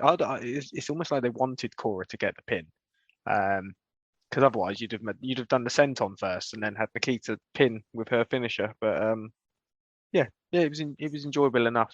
Yeah, I think we had one more. Yeah, sort of thing. I've got something else. Might be the same thing for sure. But did you find the Toxic Attractions Day at the beach enjoyable? It was ruined by it was all right. This was okay. Wendy Chu and Roxanne Perez. So they started off with Mandy getting a tan, and I guess Wendy Chu turned up the volume on it, and then she come out red. Yeah, come out red. Again, I don't think it was that bad, but yeah, she was devastated by it. But then Gigi and JC went to the beach without her, and they sold their car. I think sold their keys and sold their car. It's just a bit. So it was Roxanne Perez and Wendy Chu in the end, wasn't it? Yeah, Roxanne Perez. But what I did like is Roxanne Perez being like, "Shouldn't I be training for the tournament coming up?" I didn't realize she was in that. By the way, I think she's 100% winning it as well. Yeah. I want to name like there's all these. Although maybe she won't because Toxic Attraction will cost her, and they'll set up a tag team. I think they'll set up a tag team title match. I think is what they're doing here. Yeah, maybe she won't, because doesn't the winner get a title shot on Mandy? I think so. So it'd be interesting to see who wins that. Fallon Henley's in it; she might win. And Tatum Paxley as well. Yeah. There are some people we've seen on TV in there. It's not all like complete Well, newcomers. Maybe it'll be fine because last time we had a men's breakout tournament, we had some real stars in there. Joe Gacy was one, but we had Carmelo Hayes won it, didn't he? Carmelo Hayes won it men's one. We've had some really good ones. They're the main stars on the men's side. So yeah, hopefully we get some good stars from there. And that's all I had from NXT. Don't know about you guys. I think so. I will just double check. Yeah, that was it from me. I think we've pretty much gone through every single. I think we've covered everything. Segment. Yeah. It was a special, so we had to really cover most of it, didn't we? Yeah. I think all the matches were worthwhile. Yeah, it was quite a big show for them this week. Quite decent as well. Yeah. Yeah. No, I enjoyed that. Should we move on to AEW? AEW. Should we start at the start? Rampage? Should we? Oh yeah, of course. I forgot about Rampage. It's nice, by the way. This is the first proper AEW section we've had in 3 weeks, so it's nice to have a. Oh, here he goes. He can't wait to stab the knife in, can he? No, because last week I had to do a special the next day, and then the week before, AEW correspondent. I did it on my own. Yes, I think I've done it 2 weeks. Should we leave Krusty? It's just Fisher. Yeah. No, please. I want to hear about your guys' opinions on it. So what did we get on Rampage? Darby Allin v Swerve. Yep, Darby Allin and Swerve. Which that was a qualifier, wasn't it? Which was won due to Ricky Starks. Yeah. At one point I did mention, I did pick out from this was a mad suplex to the outside off the apron. That looked painful. I got that on my notes as well. But maybe unnecessarily savage. Yeah, but it's Darby Allin. Yeah, you can say that about him every week. Literally every match he has. Yeah, absolutely mad, that man. He's a madman. So yeah, but yeah, a roll-up win. We love a roll-up win. But it was a distraction. Distraction finish from Ricky Starks. I did wonder what they were going to do here because it's neither men really could do a proper defeat here because Darby Allin very rarely loses. So I gathered he was winning, but I was like, Swerve, you don't want him to get beaten clean here, really.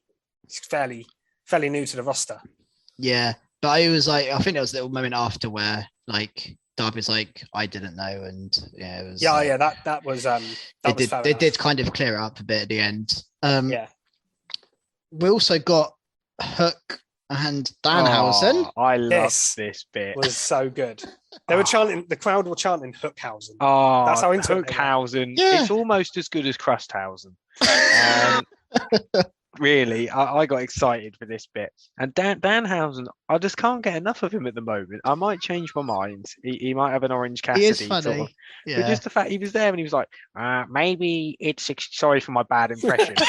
But maybe it's extreme to do this week. Let's do this next week. And he's face to face with him. And then he just starts cursing everyone because Tony Nese comes out, doesn't he? Tony Nese. Go away. Tony Nese is the perfect opposite, straight man. Absolutely no character at all. He's the perfect opposite character. Yeah. To come out here, and Hook helps Danhausen with the curse, but then shoves him away. But the crowd are chanting Hookhausen. We're getting Hook. We're getting them. Yeah, I think we're getting a tag team. Yeah, this is so random. I never ever thought this was coming, but I love it, and I want more of Hookhausen. I love it. It was great. I must say, I really enjoyed that. I did too. We had a main event. We had Samoa Joe and Trent Beretta for the Ring of Honor World TV title. This won't be the last time they headline an AEW show for Ring of Honor title match this week. But we had this match here. Samoa Joe retaining. I think a good match for me was the promo before Joe just spitting absolute fire, like we know he can do. He got it whenever Joe gets that mic. It's just magic. Yep. I'm not sure what you thought about it, Keeney, because he threatened to kill him. Basically, Joe threatened to kill Trent, and I know you don't like a murder threat in a wrestling match. I watch Peaky Blinders and Killing Eve for my murders. I don't watch wrestling for it. But what about Samoa Joe? But Samoa Joe, I believe he could. That's the thing. Yeah. So I feel a little bit too much. Everything Samoa Joe says, I believe. So yeah, I'm not against Samoa Joe. And he did put Trent to sleep. He did, and we knew he would. And I thought this was a good match. Again, we also got Jay Lethal, Sanjay Dutt, and Satnam Singh coming out. at the end, which happens every Samoa Joe match. Yeah. I mean, we're going to get Jay Good old Lethal v Samoa Joe. That'd be a good match. It'll probably be at. Do you think it might be? They might do it Double or Nothing. Maybe. Is it big enough? Title on Could They be. tend with to Samoa do Joe. very It's Samoa big- Joe, so they could. I think they could put it quite early on in the card. Maybe. And it's Maybe. such a long I mean, show. it's definitely isn't it? big enough to They be like on a there. 5 hour. They put like 12 matches on the card. Remember? Okay. So I reckon it's definitely big enough. Schornhausen over there. Where have my arms gone? I cursed you. Yeah, I've lost my arms. Where have they gone? Podcast, this is going to be well. I thought you were having I've a rave still- as I have well still- I have still with got the them. light in there. It's like, I know. Well, the light. I need to turn the light on. So you guys talk about Dynamite. I'm gonna go turn the light on. okay, sounds good. So should we start with this Bobby Fish Jeff Hardy match that opened the show? Yeah, definitely go ahead, Fish. So this was a qualifier as well. Adam Cole and Kyle O'Reilly had already qualified from the Undisputed Elite from this tournament as well. So it was interesting. But I did think it was quite obvious that Jeff Hardy was going to win. The match wasn't great. It was okay. But there was a botch in this match from Jeff where he missed him completely. Surprise, surprise. And then he went. I just felt it was like leading Random to a shots swanton bomb, fired there. and then he hit a swanton bomb. I've mentioned a few times Jeff Hardy isn't the most. He's not the smoothest He's not guy. most Yeah, finesse, is he? smooth as well. He isn't the smoothest wrestler in the world, is he? But he won with a swanton bomb, which, like I said, I thought was obvious really before the match. It was okay. I don't really have a lot else to say about it, to be honest. We're just teasing. The Young Bucks came out, didn't they, and did nothing. Yes. Oh, that But one was, again, yeah. we're just teasing that. Bucks and the Hardys. Yeah, Yeah. but that'd be awesome. But we're teasing the eventual. With split. Red Dragon, yeah. Yeah, because it's like they were at one point. I thought they were going to shake their hand. But yeah, I'd Well, love to see one the cool Bucks thing in Hardy. this match actually was from Bobby Fish. He did his Avalanche Falcon Arrow, which I really like it. He Yeah. does that quite a lot. And then it was the 2 count, and he realised Jeff was getting out of it, so he put him into a submission. I just thought that was a really cool spot from Fish. He is a really good wrestler. But he's like the lowest member of that group, isn't he? He always feels like that, unfortunately.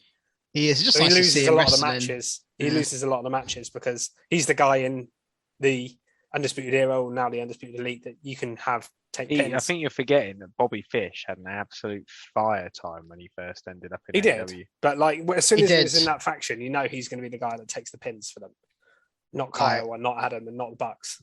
I've got a question for you guys. How many fish could Bobby Fish fish if Bobby Fish could fish? Do you remember Five. that from Yeah, Riddle? I do. Yeah, Five. I Okay. remember that. Yeah. I always like Well that. remembered. So Yeah. after that, I'll move it on. Less said about that on the better. Didn't get a good reaction actually. I thought I'd get a bigger action for that. Absolutely terrible. So we got a promo from Regal before the Blackpool Combat Club. Yep. Unbelievable. That promo was. Yeah, Regal's just amazing. It was just so intense. It was like if you give a knife to someone and tell them to attack their enemies, 90% of people will stab them, but we'll just cut their face. I was like, Jesus Christ. Yeah, Regal loves it, doesn't he? Savage. He is Absolutely loving this role. But yeah, and then the Blackpool Combat Club just decided to beat 3 guys up, which is always great. And it was, Yeah, and I love how they finish matches. Butcher, Blade, and they, Angelico, wasn't they all pick one person each and just start Yeah, I love that bit. absolutely destroying them. I Yeah, love that just we got stomp Butcher their and heads Blade back though. Yeah, but they're in. I mean, I think it's probably a good spot for them. Just be. I don't remember them that much in this match. I literally was like, and Angelico and who else was there? Because Angelico Yeah. felt like he did a lot of. Helico's partner He got released. got released. Jack Evans. Yeah. Yeah. That's it. I couldn't remember which one was released. but Yeah, he's left. I don't know if Angelico's out of contract soon or if he's sticking around or what. But needs to he, change. he his hasn't been gear. used. He hasn't been used much at all. He's in the AFO Yeah, but he hasn't as is everyone. But Yeah. he's in it. half the roster's in that film. Yeah. But yeah, he took the fall, didn't he? He tapped out from Brian in the end. But Yeah. he did. I felt like he did a lot of the work in this match for them. Brian with his amazing triangle sleeper, and he does the gets the guns out. Oh yeah, I That was love little peek of my guns there. What else do we have on the show? So actually, the next match was Wardlow, Big Wardlow. and he I had enjoyed his this. mystery opponent W. Morrissey, aka Big Cass. What food has Big Cass, aka Morrissey, been eating? I know. Because I want he looks some incredible, of that. doesn't he? He is amazing. shredded. That He looks boy amazing, has yeah. been eating his spinach. Well, he's, like I said last week, he had problems with, he's had problems with alcoholism and things like that. I don't think he was in the best shape when he left WWE. Mentally, I think he was a little bit all over the place and stuff. Like he was having problems, and now he's sorted himself out. Right. I can see Vince looking at him, going, "Bloody hell, I want him back." Like I saw him, and I didn't eat. I looked at him twice. I was like, "Is that Big Cass?" And then this straight away, the moment I saw him, because when you announced it, I was like, "Well, you announced it." I mean, I announced it. when it was When announced, I I was said last week that great Big Cass. I wasn't bothered, was I? I said this to you. I really was not phased because I remember he's 7 feet tall and you can't teach that, and then you get a big boot and it's over. But I straight away saw him and I thought, this is serious stuff now. This is somebody who looks like they could beat Wardlow, which is what I want. I don't want someone coming out who doesn't look like they can beat him. But Danhausen here. What comes out. That'd be amazing, actually. Yeah, bring Dan. Can you imagine that? MJF just brings out Danhausen. Also, I want Danhausen to face everybody.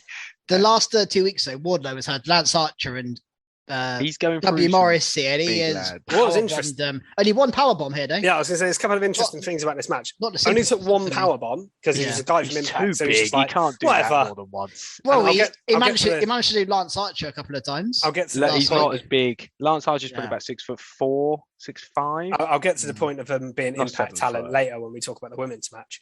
But yeah, he was like, that's only an Impact wrestler. It doesn't matter. Well, he can only take one power bomb and get pinned. He's Yeah, not an exactly, AEW wrestler. He's from Impact. And then also the I other did thing to hear note from this the, match, the chance. Sorry, Fish. On that Impact note, the commentators did say something about him coming over. Like, Yeah. is he going to be? So I reckon we might see him on AEW more often. Maybe, but his booking here doesn't. But it's I don't know. Wardlow, though, isn't it?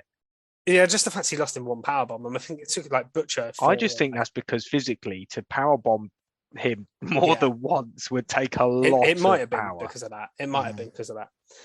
But yeah, the other interesting I think was interesting here was we had crowd chants of dueling chants. We want Enzo. No, we don't.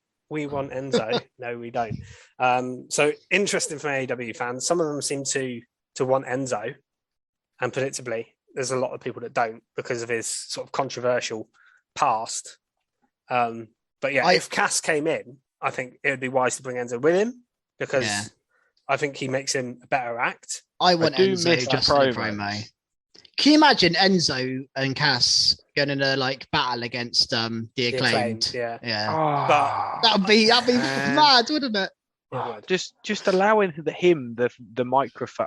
I haven't read into too much about him, but I don't really let's know. just say he's fine and he does come in. Imagine if he was given the free reign AEW, give people on the mic. Oh my god!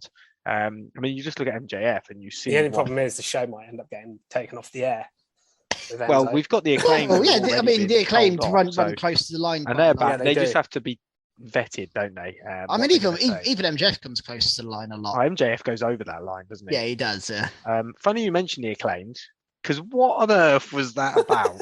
I laughed at this. Yeah. The Gun Club and the Acclaimed met up, got given some scissors, and then they started going like this. And I was like, they were like, we talked to Papa, and then gave him a present, and then they're like best mates. What it was that because about? I think last week they had a segment, didn't they? Or was it on Rampage? It was either on Rampage or last week on Dynamite. I don't. They had a little I think segment it with was the Gun Club, Rampage. and they were like, we'll go and ask our dad or something.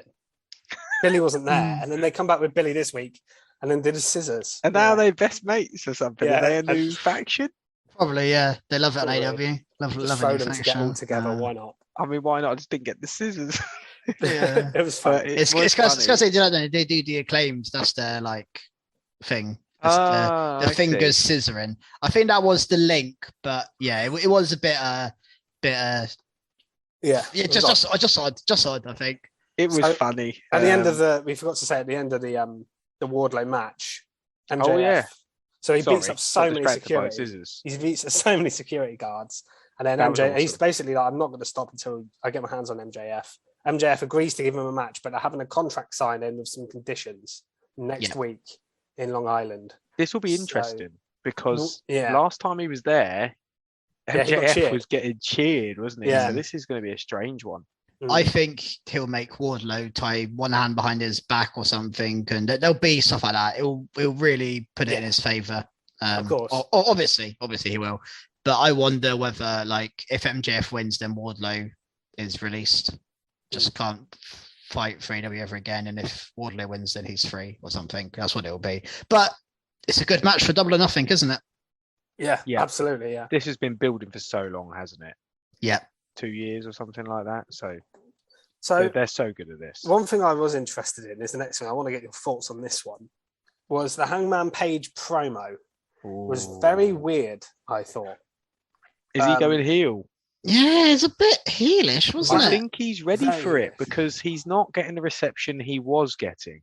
And I think they know they've learned from Cody, don't drag it out when people start to get a bad reception.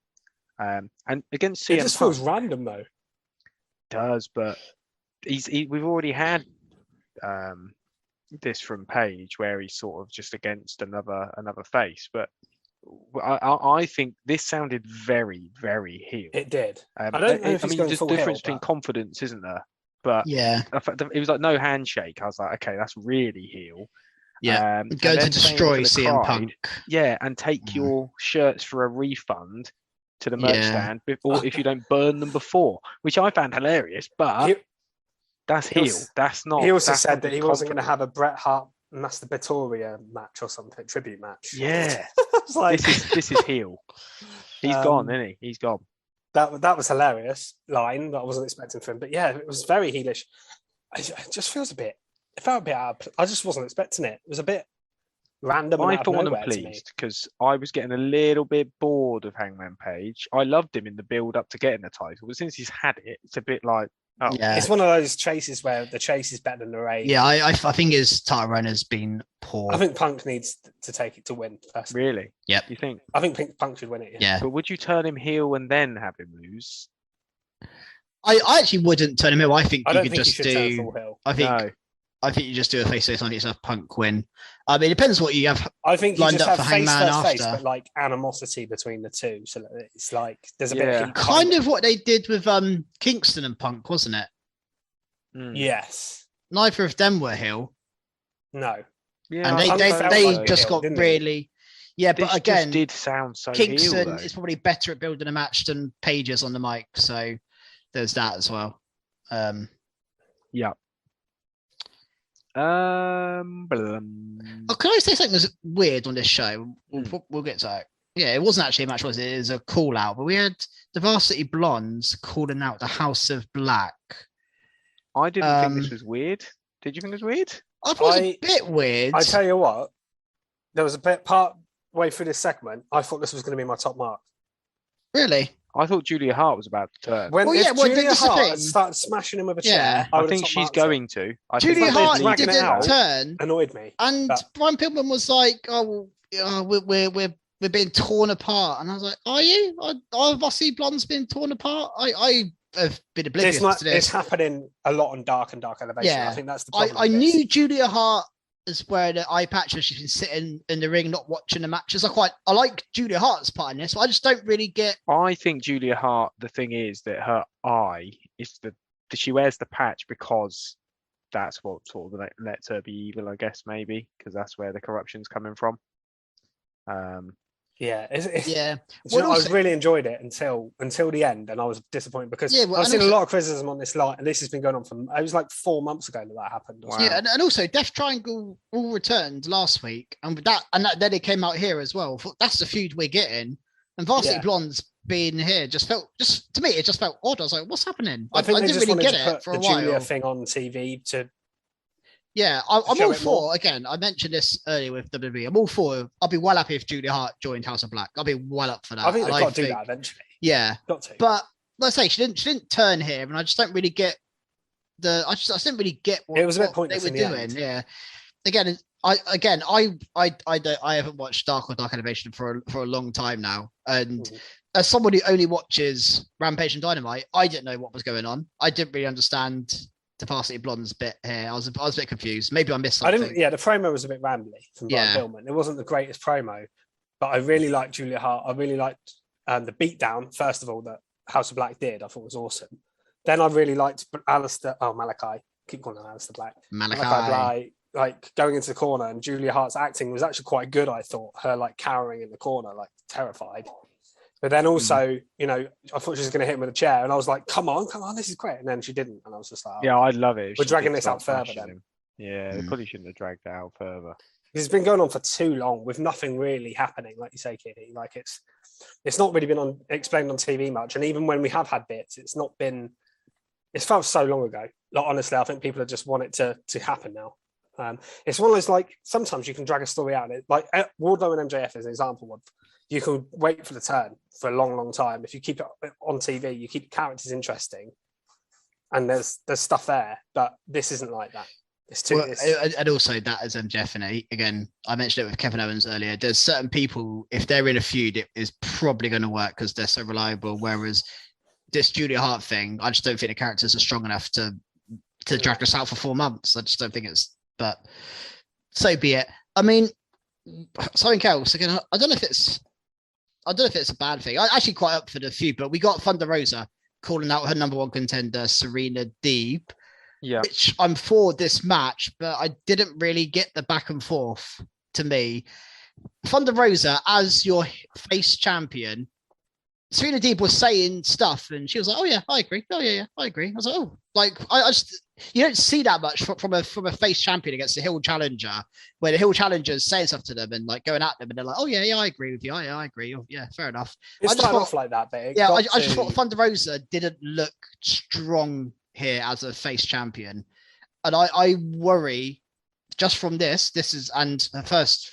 You know, the Nyla Rose defense was what it was. I worry that Thunder Rosa could end up with a Hangman Page type run as champion where it doesn't really work. I think that maybe so far is she's barely been on TV. Yeah, I think the problem is she's not been there. Yeah. Yeah, but I don't think this promo. I don't think there was anything wrong. I thought the promo was fine as well. I thought it was quite good. I wasn't. Yeah. No, I thought it was good. I think she does look strong. I disagree. I think she respects Deeb because she is savage. Yeah. And they sort of respect each other. I'm all for this match away. This will be a good match for the title. This is going to go off, and I think this will really showcase them both, which I'm really excited for. I think this is where Thunder Rosa's reign is going to properly start. I think from this match. I hope so. And Deeb looks strong because she has smashed everybody for weeks. She beat Shida in that best of 5 they did. Yeah, so she looks like a beast. So this makes Thunder Rosa look really legitimate as champion. I can't see him taking it off her already. That'd be horrendous. So 100%. You can't have her lose yet.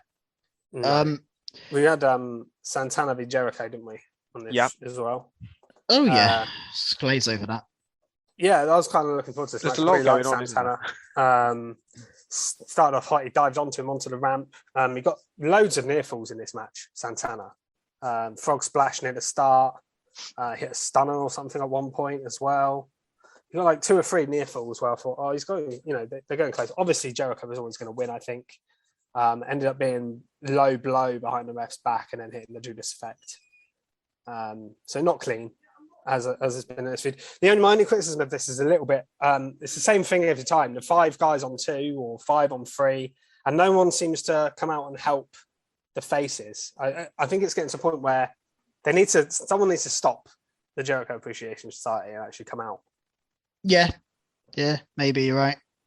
Because it does feel like it's the same thing every week. They always end up on top because it's the numbers game. And I'm just waiting for someone to come and help them.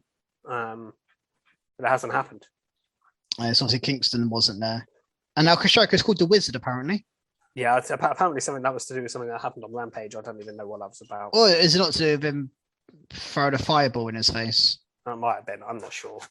He changes his nickname. Like he does have a new name every week, doesn't he? Yeah, he does. It'll probably be something different next week. So I think there's 2 other segments from Dynamite. I think one of them is a top mark. It is. So we'll leave that till the end. The main event, the Ring of Honor Women's Championship. I'd forgotten about it, and I guess Women's Championship in good unification match. I just think this this as a choice of main event is strange, very strange for me. I think I know why they did it, but I agree with you. Why did they do it? I think they've been listening to the criticism that women don't get time, women don't main events from a lot of people. Thunder Rosa even mentioned it in a promo that a lot of people have been criticising the women's division. Well, imagine if you're on the women's roster on AW, and even Becky Lynch has been having a dig at it. Yeah. So I think they wanted to prove a point. Which okay, I don't think they proved. Imagine I think that's why they did it. Imagine if you're Thunder Rosa, Hikaru Shida, any number of the women who have been AW for a long time, and your main event slot is going to an Impact wrestler and Mercedes Martinez, who has appeared 2 or 3 times on AW TV. The problem with this match is it had no. It's not the deserved. Yeah, and my criticism of this is they did not build this match up throughout the night. If this is your main event, and these are there's definitely one wrestler here who's never appeared on AWTV before. You've never mentioned AWTV before. You have to introduce her to us. So when they did this with Suzuki, they brought him in and they had him main event. We had a little promo saying, "Oh, this is Suzuki. This is his past. This is what he's done." Donna Perazzo got a couple of, she's the Ring of Honor champion, or she was on Impact. There was no this is Donna Perazzo. We're introducing her to you. This is the main event. Get behind this match. They did not build this match up. The crowd was completely dead for it. The crowd was dead for it, and I was dead. I was like, "What? There's only 10 minutes left, and it wasn't even a long match. 10 minutes and an advert break." Yeah. I was like, it's just a very cold way to end the show. I left the show very confused. I was like, this is a strange. I thought it was a strange main event. I guarantee you. Well, I'm never going to know for sure, but I reckon that is 100% why they did it though. Yeah. I also don't think it was a very good match. No. I thought it was okay. It wasn't great. Not particularly. I don't think it was worth being on. It was a mid. It was a. I hate to be too harsh, but it wasn't that good. No, and I know he owns Ring of Honor as well, but I just don't. I think it's not the right move, and I mentioned that in the Rampage thing. Both of their shows last week, they main evented with a title from another company.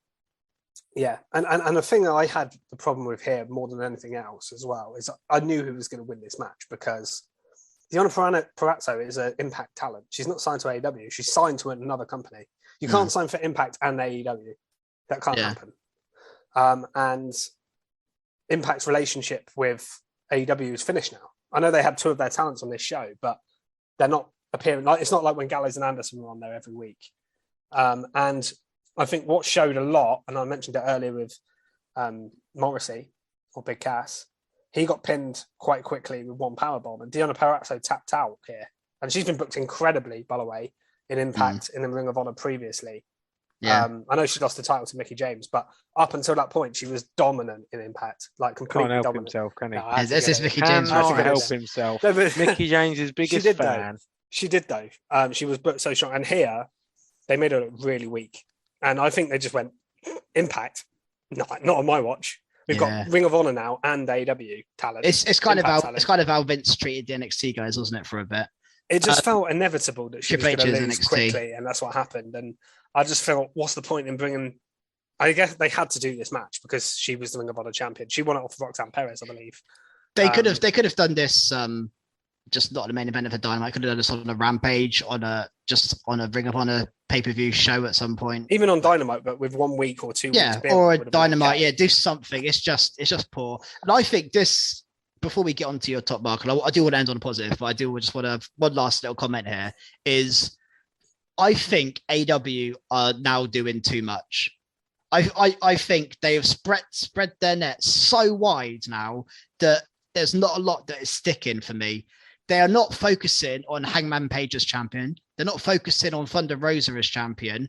Okay, MJF Wardlow aside, and maybe the Blackpool Combat Club, Jericho, maybe. There's a few things. There's a couple of things, but if you watch, not like it was. If you watch WWE TV, you know where the big stars are. Okay, bro, Roman Reigns. You've got Drew. You got Seth. You got Cody. You got all, you know the top people. When AW are trying to throw in, I mean, there was we got why was that acclaimed scissor thing on this show? It's really random throwing it in. I like the scissor thing. Like the Thunder Rosa thing. Thunder Rosa got 4 minutes on the mic to promote a title match. We had Hangman Page and I CM don't Punk disagree. was a I small think we need a thing. middle ground, don't we, between WWE and AEW? Yeah, and also everyone has a belt. Samoa Joe's got a belt. Wheeler Yuta's got a belt. FTR. Mercedes Martinez has 2 belts. FTR have 2 belts. There's so many belts that the belts don't mean anything anymore. I really think they're doing too much. They need to just calm down. They sign a lot of people as well. I've mentioned why you're signing Tony Nese. I don't know.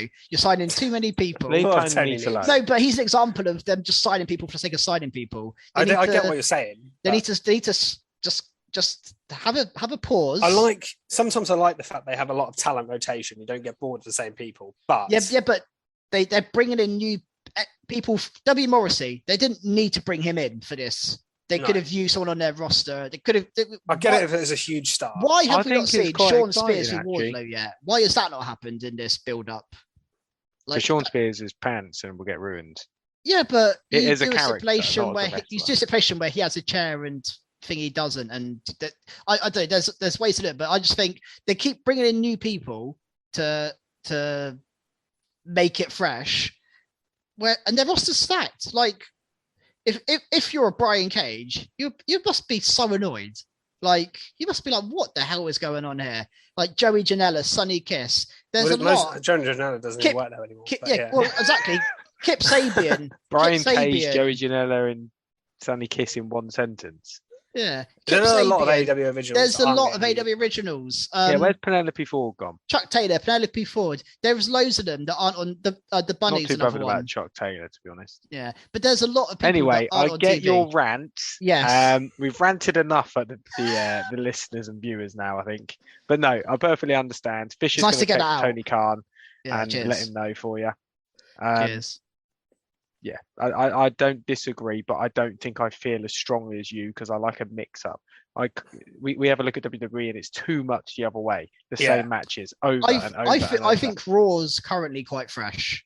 SmackDown is repetitive. I think Raw is a good. Raw right now is exactly how I want my TV show to be. I think.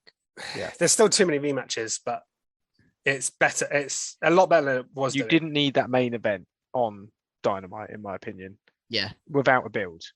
You should have had a few builds. Yeah, the problem is they're doing matches without builds because they haven't got time to build every single feud. So that's the problem. But also, when you hear Excalibur try and promote the next show, he does it in about 30 seconds because he hasn't got enough time to. He's promoting 10 matches in 30 seconds. It's ridiculous. It's just calm down. Right, Krusty, end on positive, please. Top mark. So we had a fantastic match from a returning Rey Fenix and Dante Martin. When I saw these two coming down to the ramp to the ring,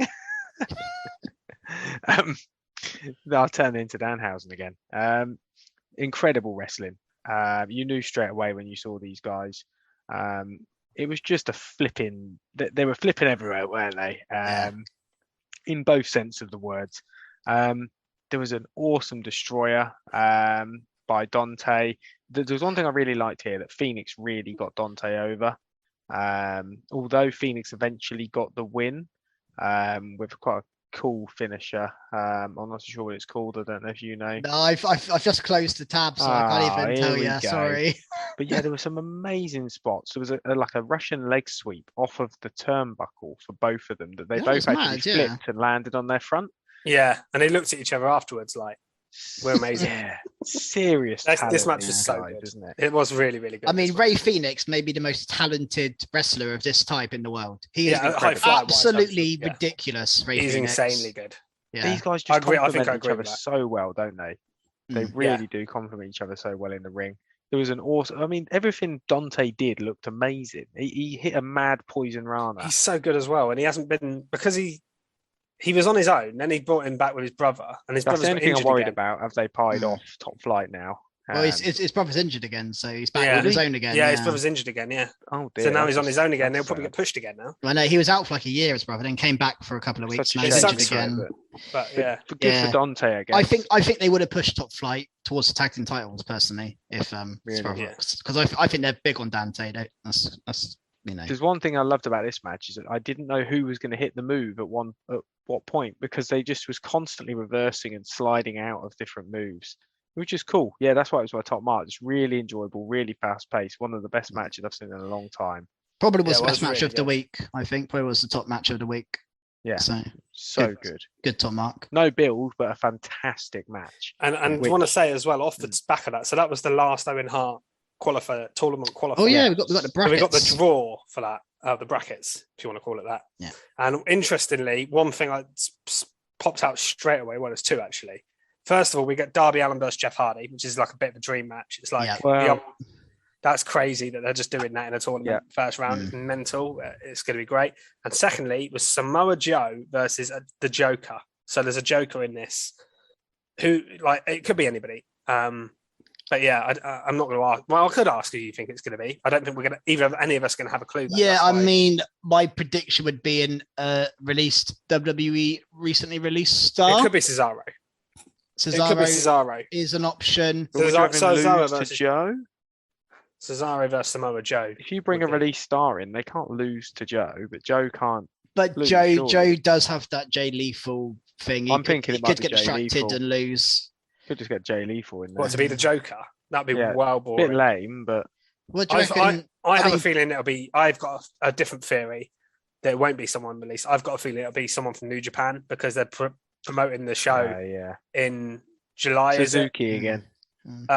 So and they have a Japanese wrestler. I can't remember his name. Sorry, but he's wrestling on Rampage. I think it is this week. So they're bringing in a few people to introduce them. So I can see them doing that and bringing in someone like that. I mean, what would be cool? I don't think they'll do it, but I don't know what Miro's doing, but bring Miro back for this. That would be awesome. That Miro would be Joe. That would be a cool way to do it. Return one of your stars. I thought the brackets were very interesting because you had that. That's intriguing. Darby versus Jeff. I think it was Kyle O'Reilly versus who else is in the tournament? I can't remember. Rey Fenix. Yeah. And Dax is versus Adam Cole. Oh wow. Just quickly, I thought this earlier. But great tournament lineup. Before we end AW, I want to say Fisher looks like Jungle Boy today. Do I? Yeah, he does. I think with your hair down, I just think he'd be like Jungle Boy. So for those watching on YouTube, just nah. Krusty, you having that? I'm more like Luchasaurus. That's a good comparison. I thought earlier he looked like, but I can't remember now. I think you looked. Cool, I wrote it down for the Joey Janela. Down for this pod. It's not been a while since I've done it. I think you look cool. It was a special treat for the new Marco subscribers. Stunt. Yeah. So. Anyway, yeah, top mark. I think we wrap it up. What do you think? Top mark. We should wrap up. Yeah. Yeah. I think we're done. I don't think there's anything we're missing. Nothing important anyway. I can't really see anything else from AEW that I want to talk about. Cool. All right. Well, I think that's it. Well, that is it for us this week. For those new to us, and if this is your first pod watching, welcome. And welcome at the start. But check out, we've got a lot of content on YouTube. We have got WWE 2K content. We've got loads of videos from our live show recently. We've got prediction videos. 2 are out. Krusty's is to come. So check out that one as well. I mean, check our back catalogue of videos. We've got a lot on there and a lot going on. So yeah, get involved. Follow us on Twitter at Recharge Wrestle. Get involved in our predictions league if you're not already. We have WrestleMania Backlash coming up in a couple of days. Prediction tweet is out and is pinned to our page. So get involved. You have a chance of winning a AEW or WWE t-shirt at the end of the year if you're the winner. But just come in and have some fun anyway. Yeah. Just show us up. Show us some up fun. You can still win. None of us are that good. I think I'm first or near first. I heard your insults actually. You were saying how you're great and we're rubbish. Yeah, I'm yeah. second. I'm not that bad. You're one above me. And I just want to state for everybody that I've said this a million times. I won the last 2 years in our personal predictions. Does not count. It definitely does count. You're not taking that away from me. I'm the undisputed champ at the moment. I'm Roman with my two belts. Acknowledge me. Okay. Anyway, sorry. Yeah. Well, no, that's basically it. What way to end? Acknowledge me from Krusty. That was a poor one. I wish it was better now. No, it was good enough. Did the job. So yeah, acknowledge us. We acknowledge you as our listeners. We certainly do. And we will catch you guys next week. Goodbye. Bye. Thanks for listening.